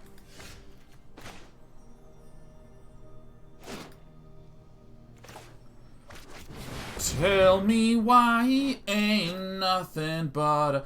Do we just fail to play around Embercleave? No, I have a negate right here. So we want an extra turn.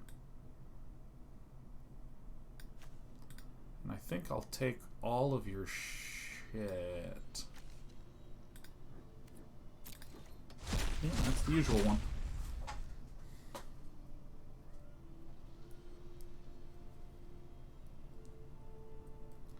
Dimitar says, now I'm imagining sending an amended federal tax return with "I make you a mistake" written across the top. You know, as an organized bear, I like the fact that I took care of that en avance. Alright, so let's just cast these in this order. That's fine. Extra torno.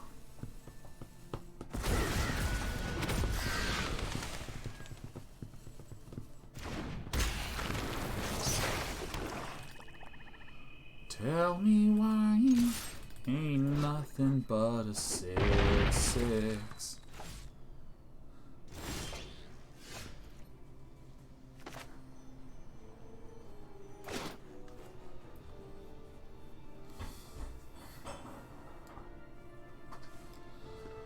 I'm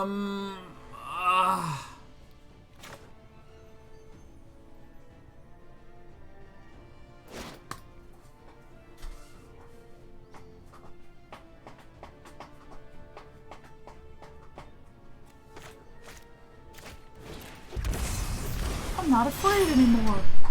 You hear me? I'm not afraid anymore. By the way, the problem that we were encountering is that I only had 2 blue. Oh my god, thank you. My queen. It's hot. Thank you. Now Britt's telling me it's hot because yesterday when she handed me the cup, I just grabbed the side of the cup with my fingers like a true moron. Let's return this. Oh, did I not attack yet? Okay, we've Dumbledored our way to this. Yeah, hands are down. Hands are down, so are we. Was that song Darude Sandstorm? By the way, the play was to attack and then bounce this at the end, but something in my brain detonated. Sure. Seems fun. So now we're down to 3. And it might be time for me to say GG. GG. Alright. I think the Disdainful Strokes we don't really need. I think the Shark Typhoon is probably what I want. And, maybe the Migration Path gets out for another Mugate. Migration Path out for Mugate.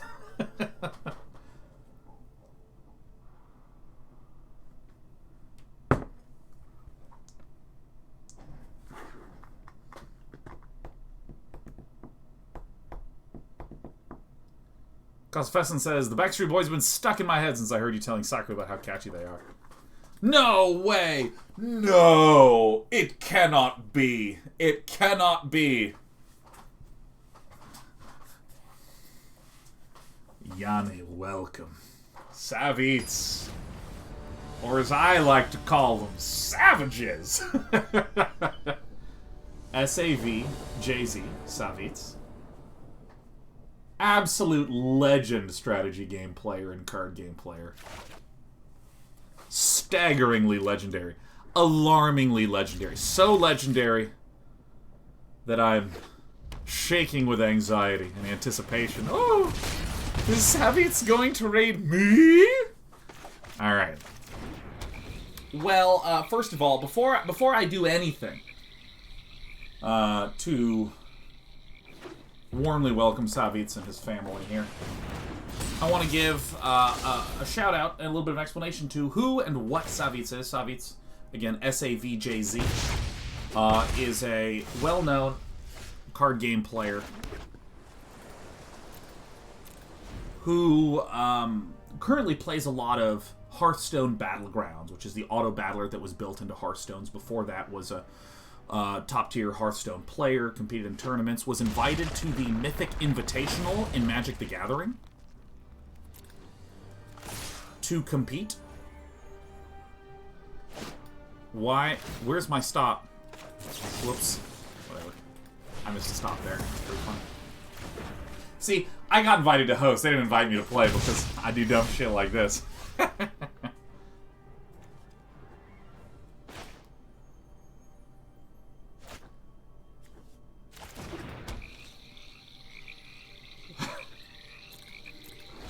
But, Savit's got 3rd at the Mythic Invitational.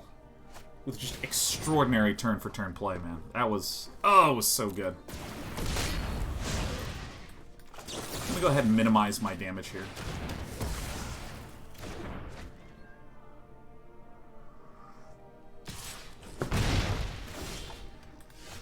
Oh, shit. Always get there. I'm always lucky while Savitz is always skillful. I still remember watching Savitz just take an incredibly long time on these like really complex turns and then finding these just hidden lines of play. It was incredible. So if you're a fan of someone who's calm, articulate, and more than anything very skillful, card games, y'all should be following Savitz. Give me this shit. Give me the bones. Green, blue, put the green one out. Put the blue one out.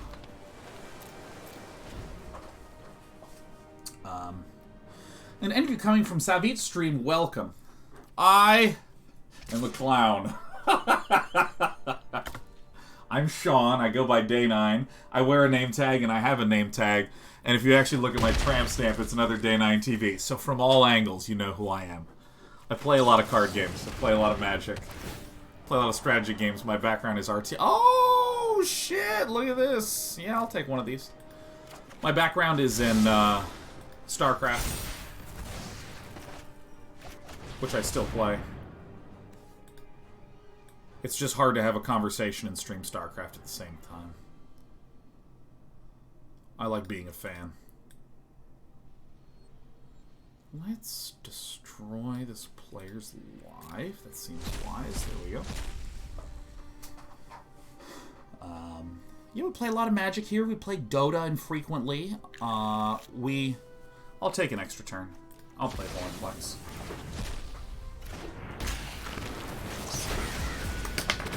Caw!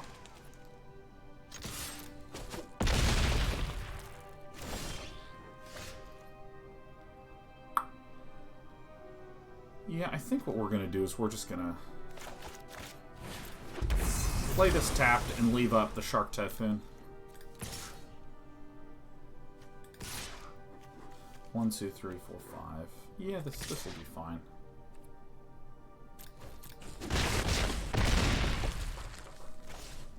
I occasionally play other non-Magic, non-Dota, non-competitive games, but when I do, I tend to like strategy. I like simulation games. And I like shitting on Sojourner. Today we're playing the Sultai Ultimatum deck, which is currently the #1 deck in the Magic the Gathering standard meta. Actually, let me just remind myself this.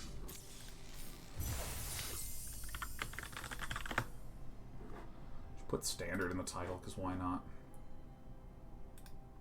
It's currently the #1 deck in the meta. Not in terms of necessary win rate, but in terms of just representation. It's the most popular, and it's all centered around this card.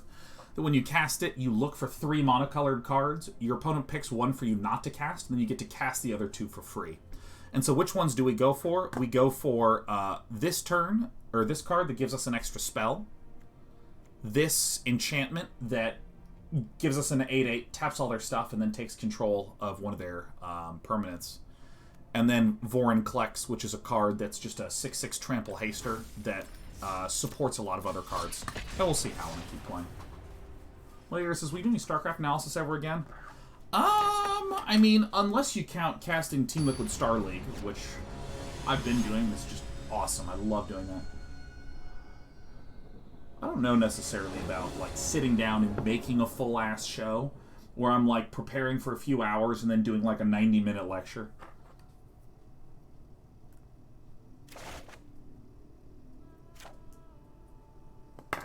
Looks good to me. So, some of the deck are the ramp cards, some of the deck are the payoff cards, and all the rest are the get there cards. Darth Robin says, do you think it's accurate to say this deck is based around the Ultimatum? In my opinion, it's the 3 new monocolored bombs that it's centered around. The Ultimatum has been around for a while with no play after all. Yeah, yes, because Emergent Ultimatum is a really interesting card because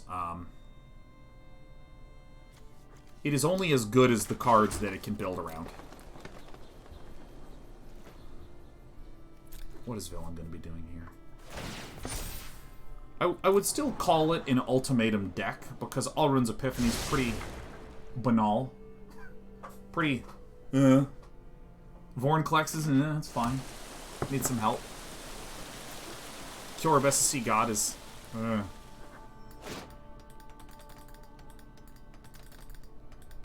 According to the trio, Vorinclex, Kiora, Tybalt is a better pick. Yeah, I think broadly speaking, I agree with that sentiment.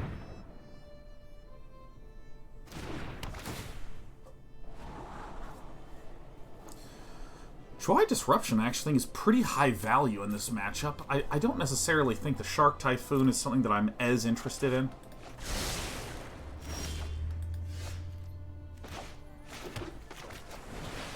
Canadian Bacon says, I've watched your videos on the famous Bomber versus Scarlet match in SC2, and I was wondering if you've seen any other SC2 games that rival it. There's one that's a few years old. I'm going to go Forest and Swamp. Forest. That was Neeb versus Bly, I think it was. If you go to SC2 HL, the StarCraft 2 highlights, there's a best game ever with a question mark that sounds like ultra mondo clickbait, but I really think that it is probably the best game ever. And that's the one. Green, green, green, black, black, blue, blue. Great.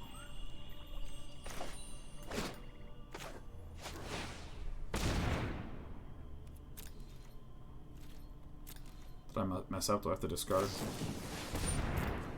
Yeah, I have to discard one. It's like quite funny.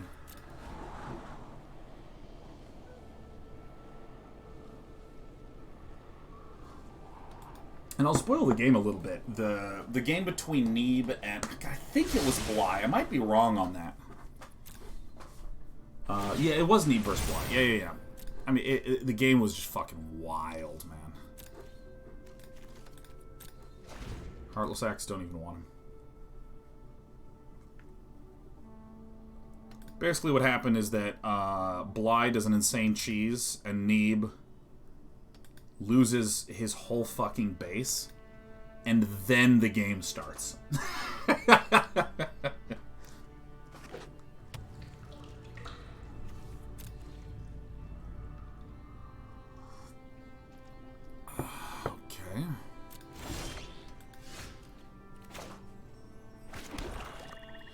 I don't see a reason to do anything. I'm gonna wait till end of turn and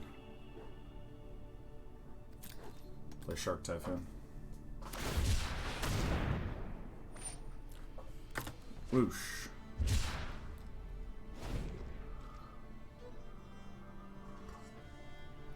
Mr. Deathridge says, got your missile launcher right here. Yeah, man. Yeah, baby.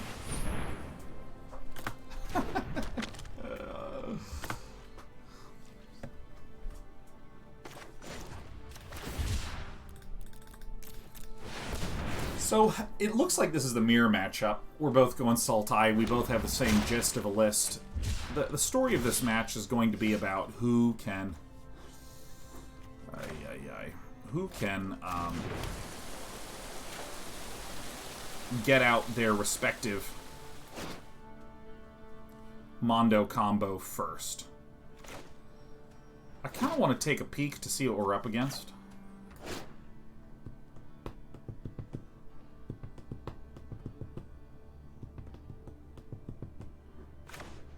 Yeah, let's do this. I can't cast Valki. So it's we're each trying to get our Emergent Ultimatum off, which is a really good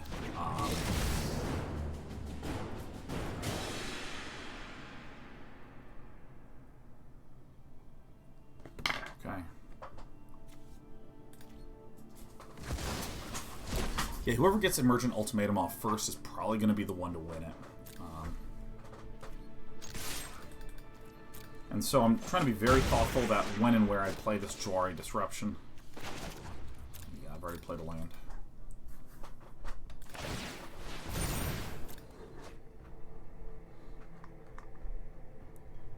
Yeah, Command & Conquer Generals is one of the funnier highlight videos, man, because the game was just ridiculous.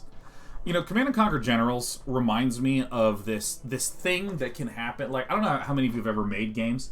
There's a lot of properties that good multiplayer games have that you don't think about because the entire job that designers do is to weed out a whole bunch of degenerate bullshit.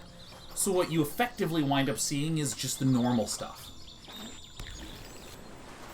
So, for instance...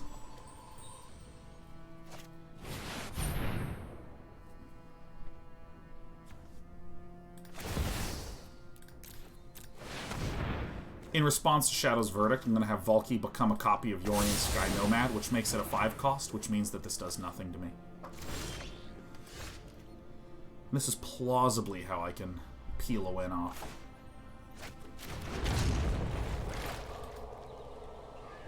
But a big problem in a game is in a game where there's power growth. Actually, it doesn't even need to be a game with power growth. In a game where I start to have an insurmountable advantage, you really want the game to end fucking immediately, man. You really want that game to, like, wrap it up.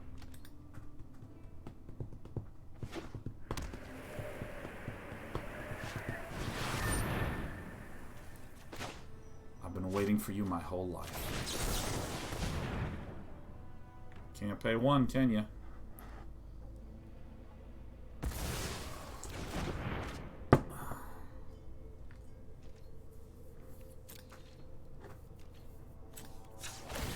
I mean, when I was playing Command & Conquer Generals, like, I was winning, but I just couldn't fucking end the game.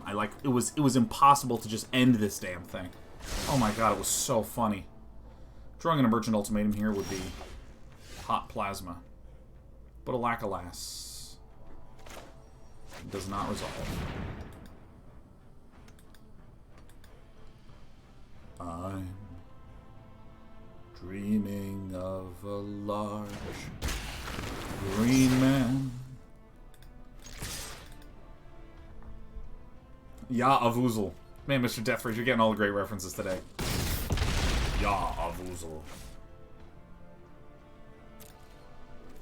This is actually a problem. Maybe I should have kept the land up. Na na na na na na na.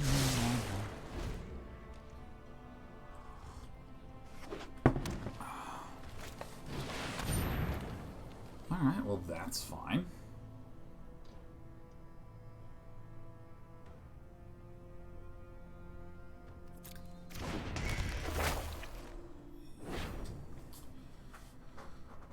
That's fine. Yeah, by the way, when this comes out, you have to put a counter on it. In order to destroy an online permanent, but Vorinclex prevents that, so...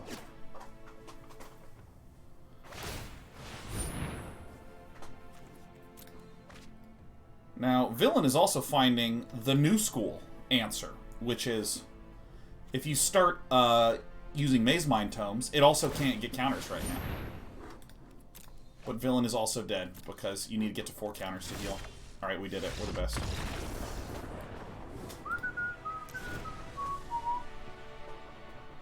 Alright, so we probably don't want the Extinction Events and the Shadow's Verdict.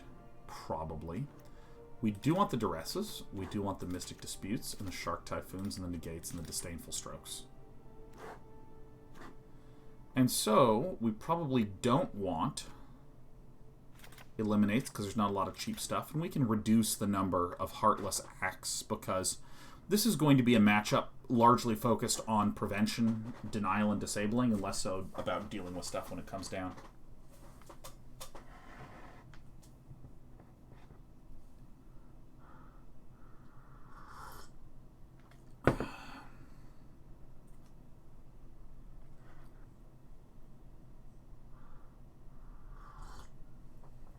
So basically, this list comes pre-boarded. I shouldn't say pre-boarded. The main deck of it has a lot of creature stuff. 7 single target instant speed removals. It has 5 exile sweepers. Sir Death vs. Day 9 videos have been saving me during the pandemic. Oh, dude, there's a couple of YouTube channels that I've just been an absolute vor on, man. Super Eye Patch Wolf, I've watched a shitload of recently. Dwyrin, the Go player, been watching a lot of Dwyrin, a lot of Banana Slam Jamma.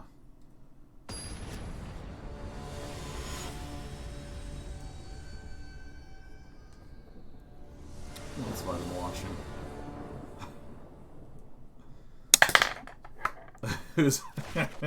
I've been watching. Been watching a lot of dog grooming videos, man. Keep saying. I'm watching a lot of dog grooming videos. Not because I'm interested in grooming my dog. Shit, what page was this on? Where'd my bookmark go? No! Bad news, everyone. My broadcast PC ran out of... 238. My broadcast PC ran out of disk space, so I gotta fix that. Move over to here. Whoopsie doopsie daisies. Alright, delete all these. Yes. I don't know how long that's been the case. Alright, good. Alright, so what do we want here? I think that we're gonna make this black. We de-emphasize green. We still need triple green to hit the ultimatum. By the way, I don't know if you guys have ever heard of Mouses Without Borders. It's a program where you have two PCs and you can just move your mouse from this PC over to that PC. It's amazing. Oh yeah, I'd love all that shit, please. Thank you.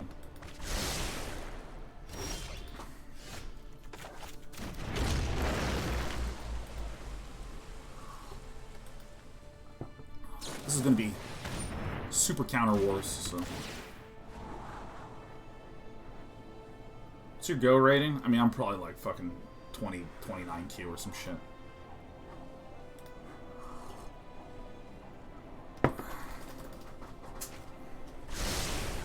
But yeah, anyways.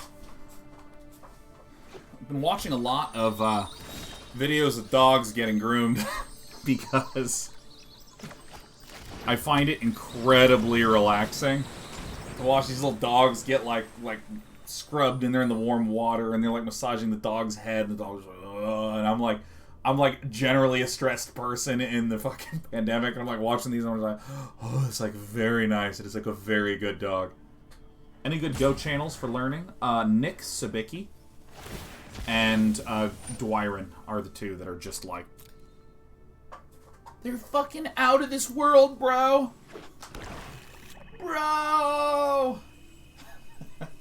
Mr. Deathridge gifted us 10. Mr. Deathridge has got our missile launcher right here. Yah-avoozle, Mr. Deathridge. Okay. Negates, strokes, typhoons. What really is the pickliest of them all here?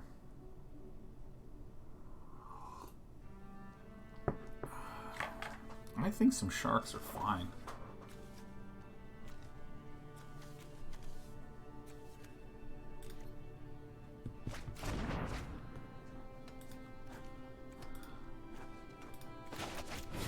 Now that that's gone, I'm going to do this. I think I go green-blue, so I can have green, green, green, blue, blue, and then this one. And it's a Shark Typhoon.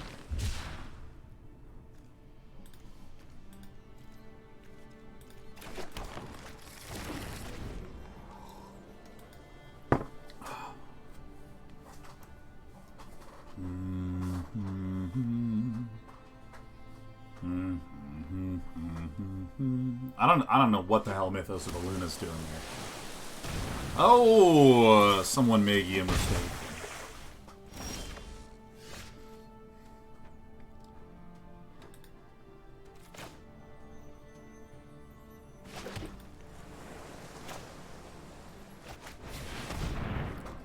You can counter this, that's fine. I don't know why you would counter it, but you can counter it.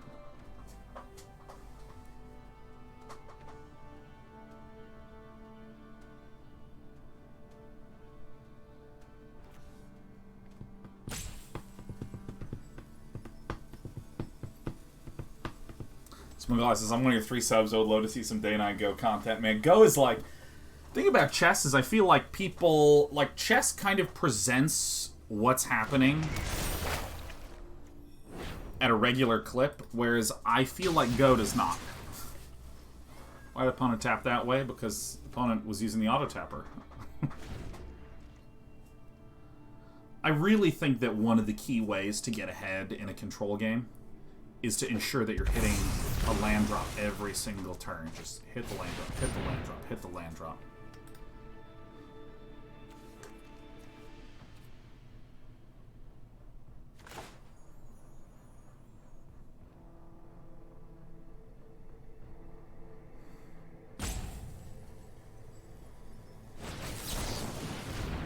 So, I mean, we just win next turn, right?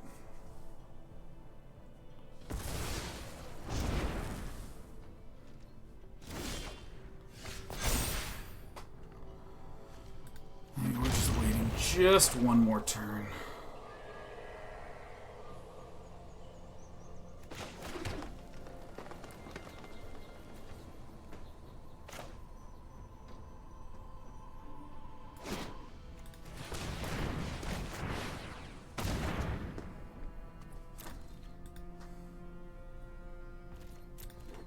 Because, I mean, like, okay, so for any of you that have played chess and not Go, or actually, even if you've played neither, I can describe the problem with the abstraction, is that in a game like chess, your pieces capture their pieces. And so, well, this fucking sucks. That's alright, though. Still in the lead. In chess, you have your pieces capturing enemy pieces, eventually working their way towards the win condition. And so in this fashion, you know, if somebody does not know that much about chess, they just start to see pieces disappearing, and the instant someone has two pieces disappear when the other one only has one piece disappear, oh, that person must be winning, or that must have been a good play. And it's kind of easy to, like, trace forward, but in Go, the idea is that you're trying to capture territory. So you want your pieces to surround. You want your stones to surround the area that you care about. What a bizarre line.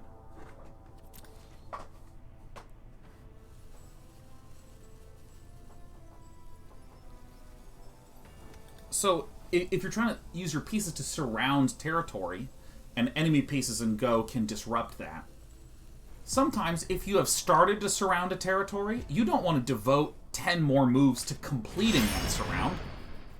Why? What is happening? Why? I don't understand.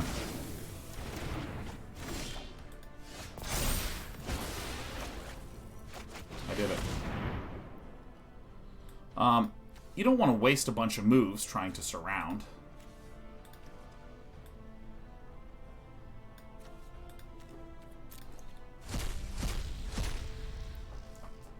What you want to do is you want to partially surround and then do stuff somewhere else. And so there's this whole thing in Go where, like, the high-level strategy is just not quite committing to areas until, like, the very last second. So you wind up with, like, 6 territory battles going on all at once where it's, like, not entirely sure. I want this cast second. I want this to be this. That's going to go on the stack. This is going to be cast first. Then this comes down.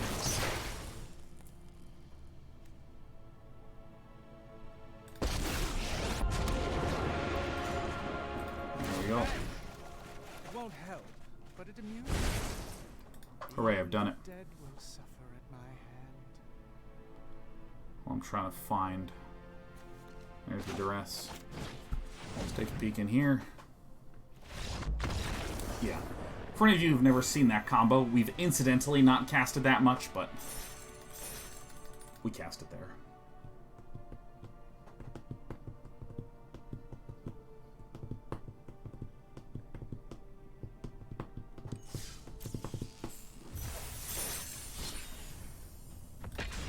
Sultai Ultimatum. Yeah, so in Go you wind up with these, like, 6 battles happening all over the board, none of which are resolving. So, like, whenever you tune into a Go game, you actually have to spend some time just even beginning to evaluate what the board state is. And on one hand, that's what makes Go such a deep and beautiful and rich game, but it also is what makes it fucking terrible as an observer experience. This is one of the reasons, I mean, I think I even made a video about this at some point, where I just argued that I think I think Counter-Strike is probably still the best, like the #1 esport, period. When evaluating, you know, a huge spread of different qualities. I mean, it's just, you know, even if you know nothing at all about how the game works, this idea of rounds, of who's making points, you win a round, you don't win a round, you win a round, you don't win a round, you can see that sort of tracked, and then within each round there's a progression of the round of how many people are alive, and that sort of, there's a timer that's slowly elapsing and shit. So, is this a snow deck? No, it looks like we're up against the same list. We're up against Viking Ninja's Identalist. I'm cracking it for black. I don't give a shit.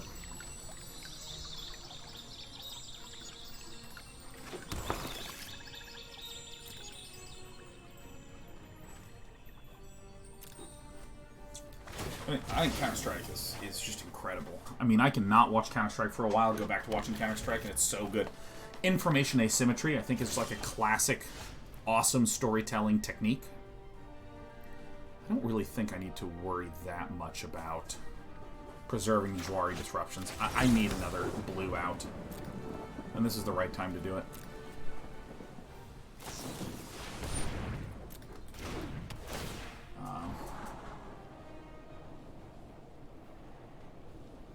I think information asymmetry is just like a classic good storytelling technique, you know, like, what is it, Alfred Hitchcock's, like, you show a bomb under a table, and then you pan to the characters who don't know there's a bomb under the table, and they have a conversation, and while they're chatting, it builds that tension. Why is the tension building? Because of information asymmetry. I know something the characters don't.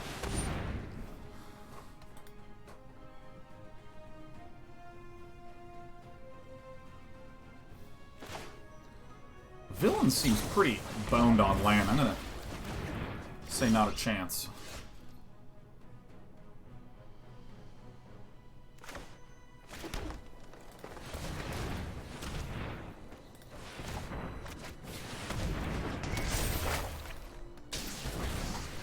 I recognize how bizarre that looks, but I mean, this will help guarantee that we can cast what we want to cast.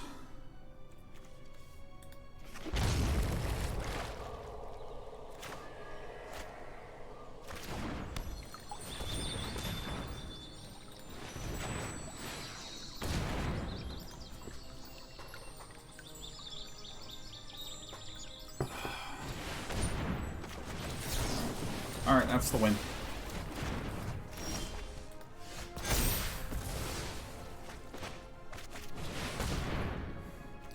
Valki, Alrund, foreign clicks.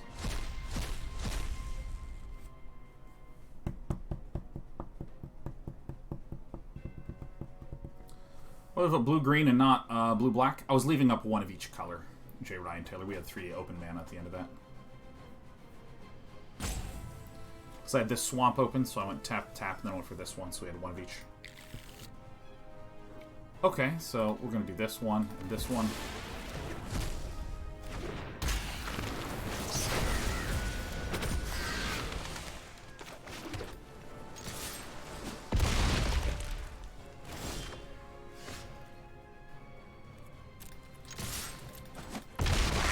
So our opponent is going to really struggle to even have enough to deal with all of these different threats. So we'll just let it happen.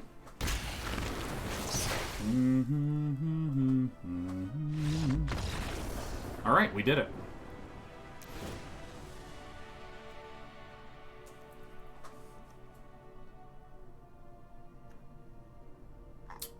We don't want things that kill units.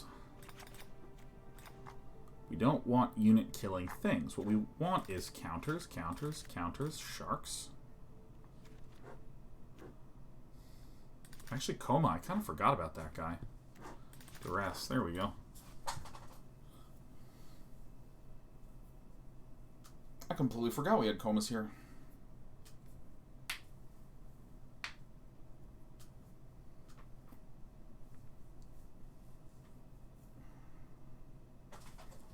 Hits a severe anyone flashing Containment Priest in response to the second Yorion trigger. Oh, that would suck ass. Oh my god. Hey, Concrabulator. Oh my god, Concrabulator. Oh my god. What? Oh my god, to what do we owe the honor, Concrabulator? Oh my god, it's been too long.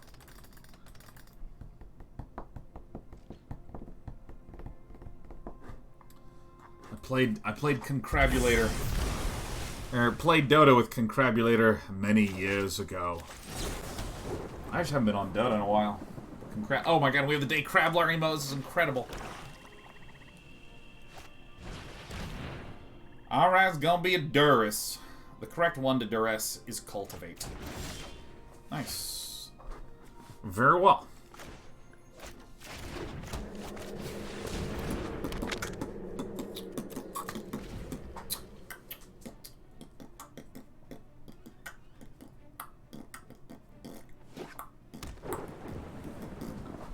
Do with Persian anytime soon? Yep, 1 week from today.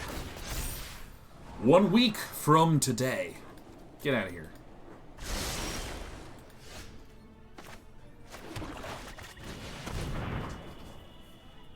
Don't hate. Cultivate. Cultivate is just an extremely good card to bank. Alright, so we want green, and we want black probably.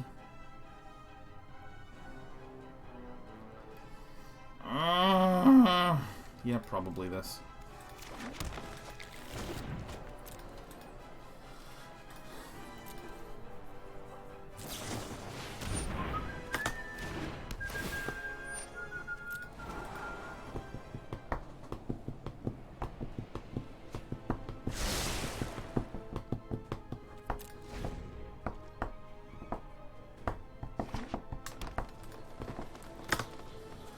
Show me what I got. Alright, let's take a peek. Oh! Oh! Holy shit. That's just good clean. It's good clean living. Sure. That resolves. The Monster Train DLC comes out on March 25th. Is that on your schedule? Yeah, I have not played or thought about Monster Train too much. I think Monster Train is one of the best purchases I've made in games in the last few years. It's just really good. It's an honest, well-made game. It's just an honest, well-made game. And what I mean by this is, like, I think that different business models, early access, things like this, I think that all of these are great and can be used great.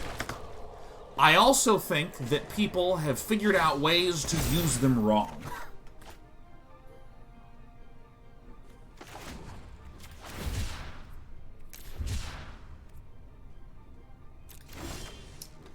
I have an idea. I'm going to hard cast Shark Typhoon. This is coming 1 turn sooner than you would normally want to be able to react. So what this allows me to do then is it increases the probability of me being able to play Coma and just smash Coma down a turn early. Viking Ninja has not had any ramp cards at all, so I think that now, by removing one of their counters, that puts a little pressure on them, makes them feel a little bit less comfortable.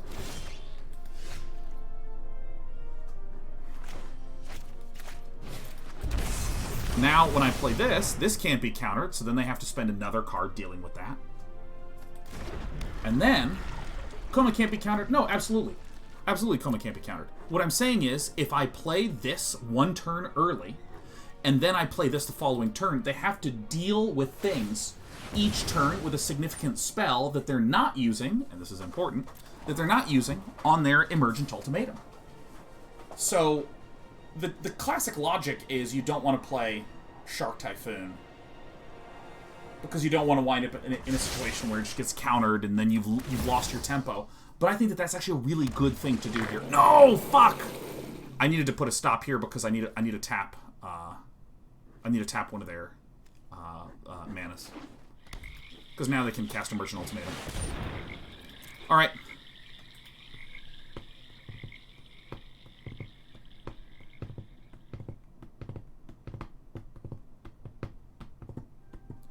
Yeah, again, the idea is that if I play a threat on turn 6, a threat on turn 7, and then a threat on turn 8, then they need to have 3 answers. I'm well aware that Coma can't be countered. That's not what we're referring to. Okay, so...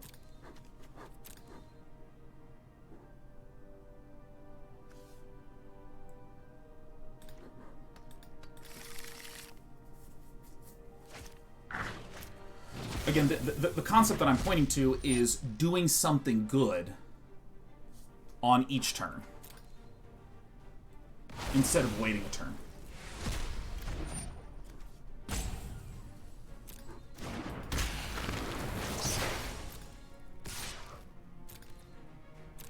I'm a little agonized that I didn't tap this in response. Or tap this on this moment, since that was the whole thing. It was the whole reason to do it.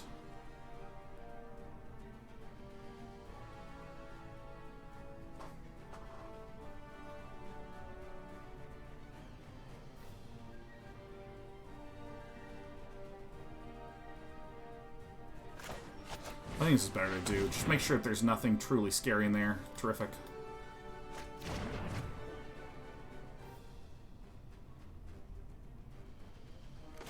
Let's draw a card for free.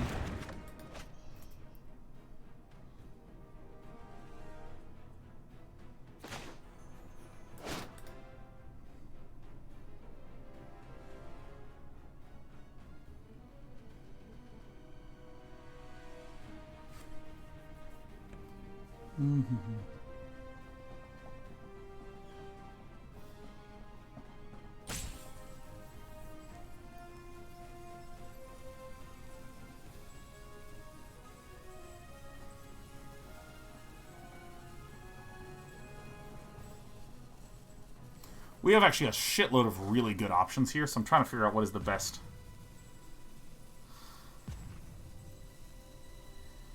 I think I just cultivate and go down to 5.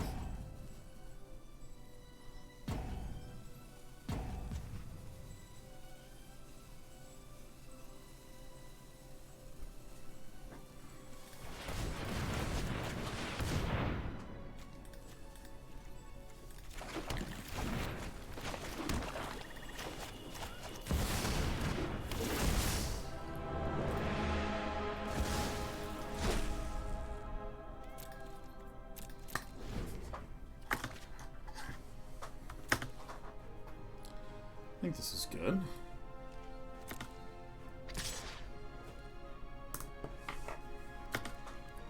No blocks, that's good.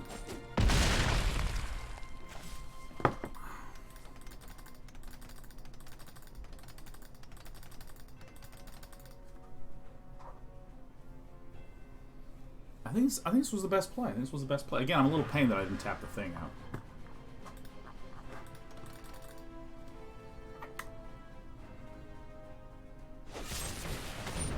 Yeah.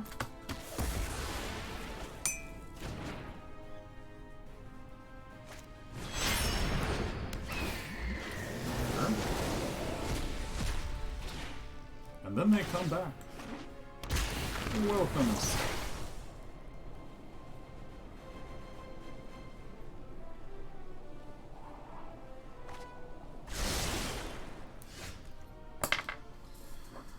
Okie dokie.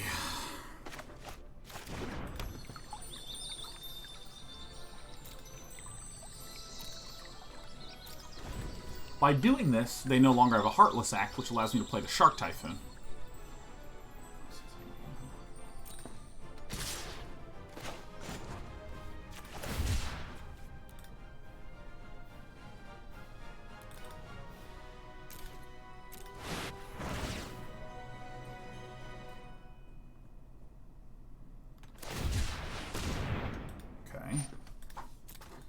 Yeah, and by the way, for any who are thinking about Kiora Best of Sea God, playing this does nothing because our opponent has a Vorinclex out. And yes, I'm aware that we could have used our... Again, the mistake was that I did Shark Typhoon and then did Coma, and then I was going to tap something, so that way I could duress away if they had anything. But if we had not... If we had let them...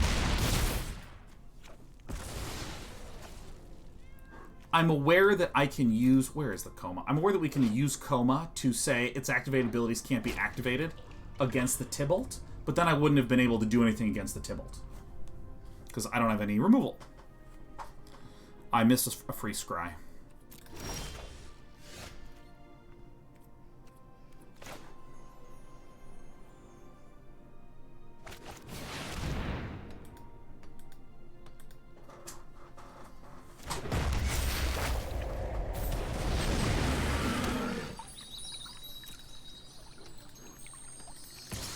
No, Mr. Bond.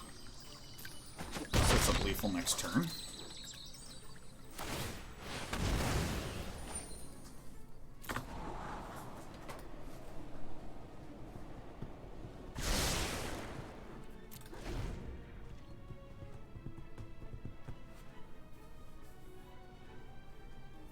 Yeah, Coma turns off its activated abilities. I mean, again, yes, but, like, who cares? Right? We lose in that case. Because they still have a 10 loyalty Planeswalker that I can't interact with. So, it was super important to send the nerd back. And now Viking Ninja loses.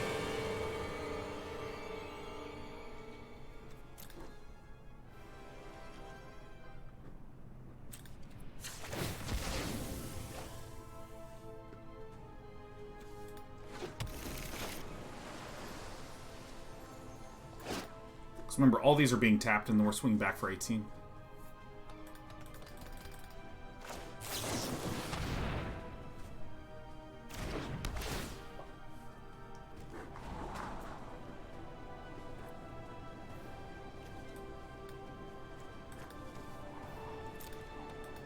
Sure, none of that garbage. Healing. I think Viking Ninja doesn't realize that all their stuff's going to become tapped.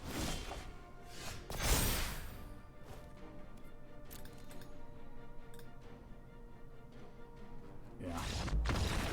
Nice. Whoa! Alright.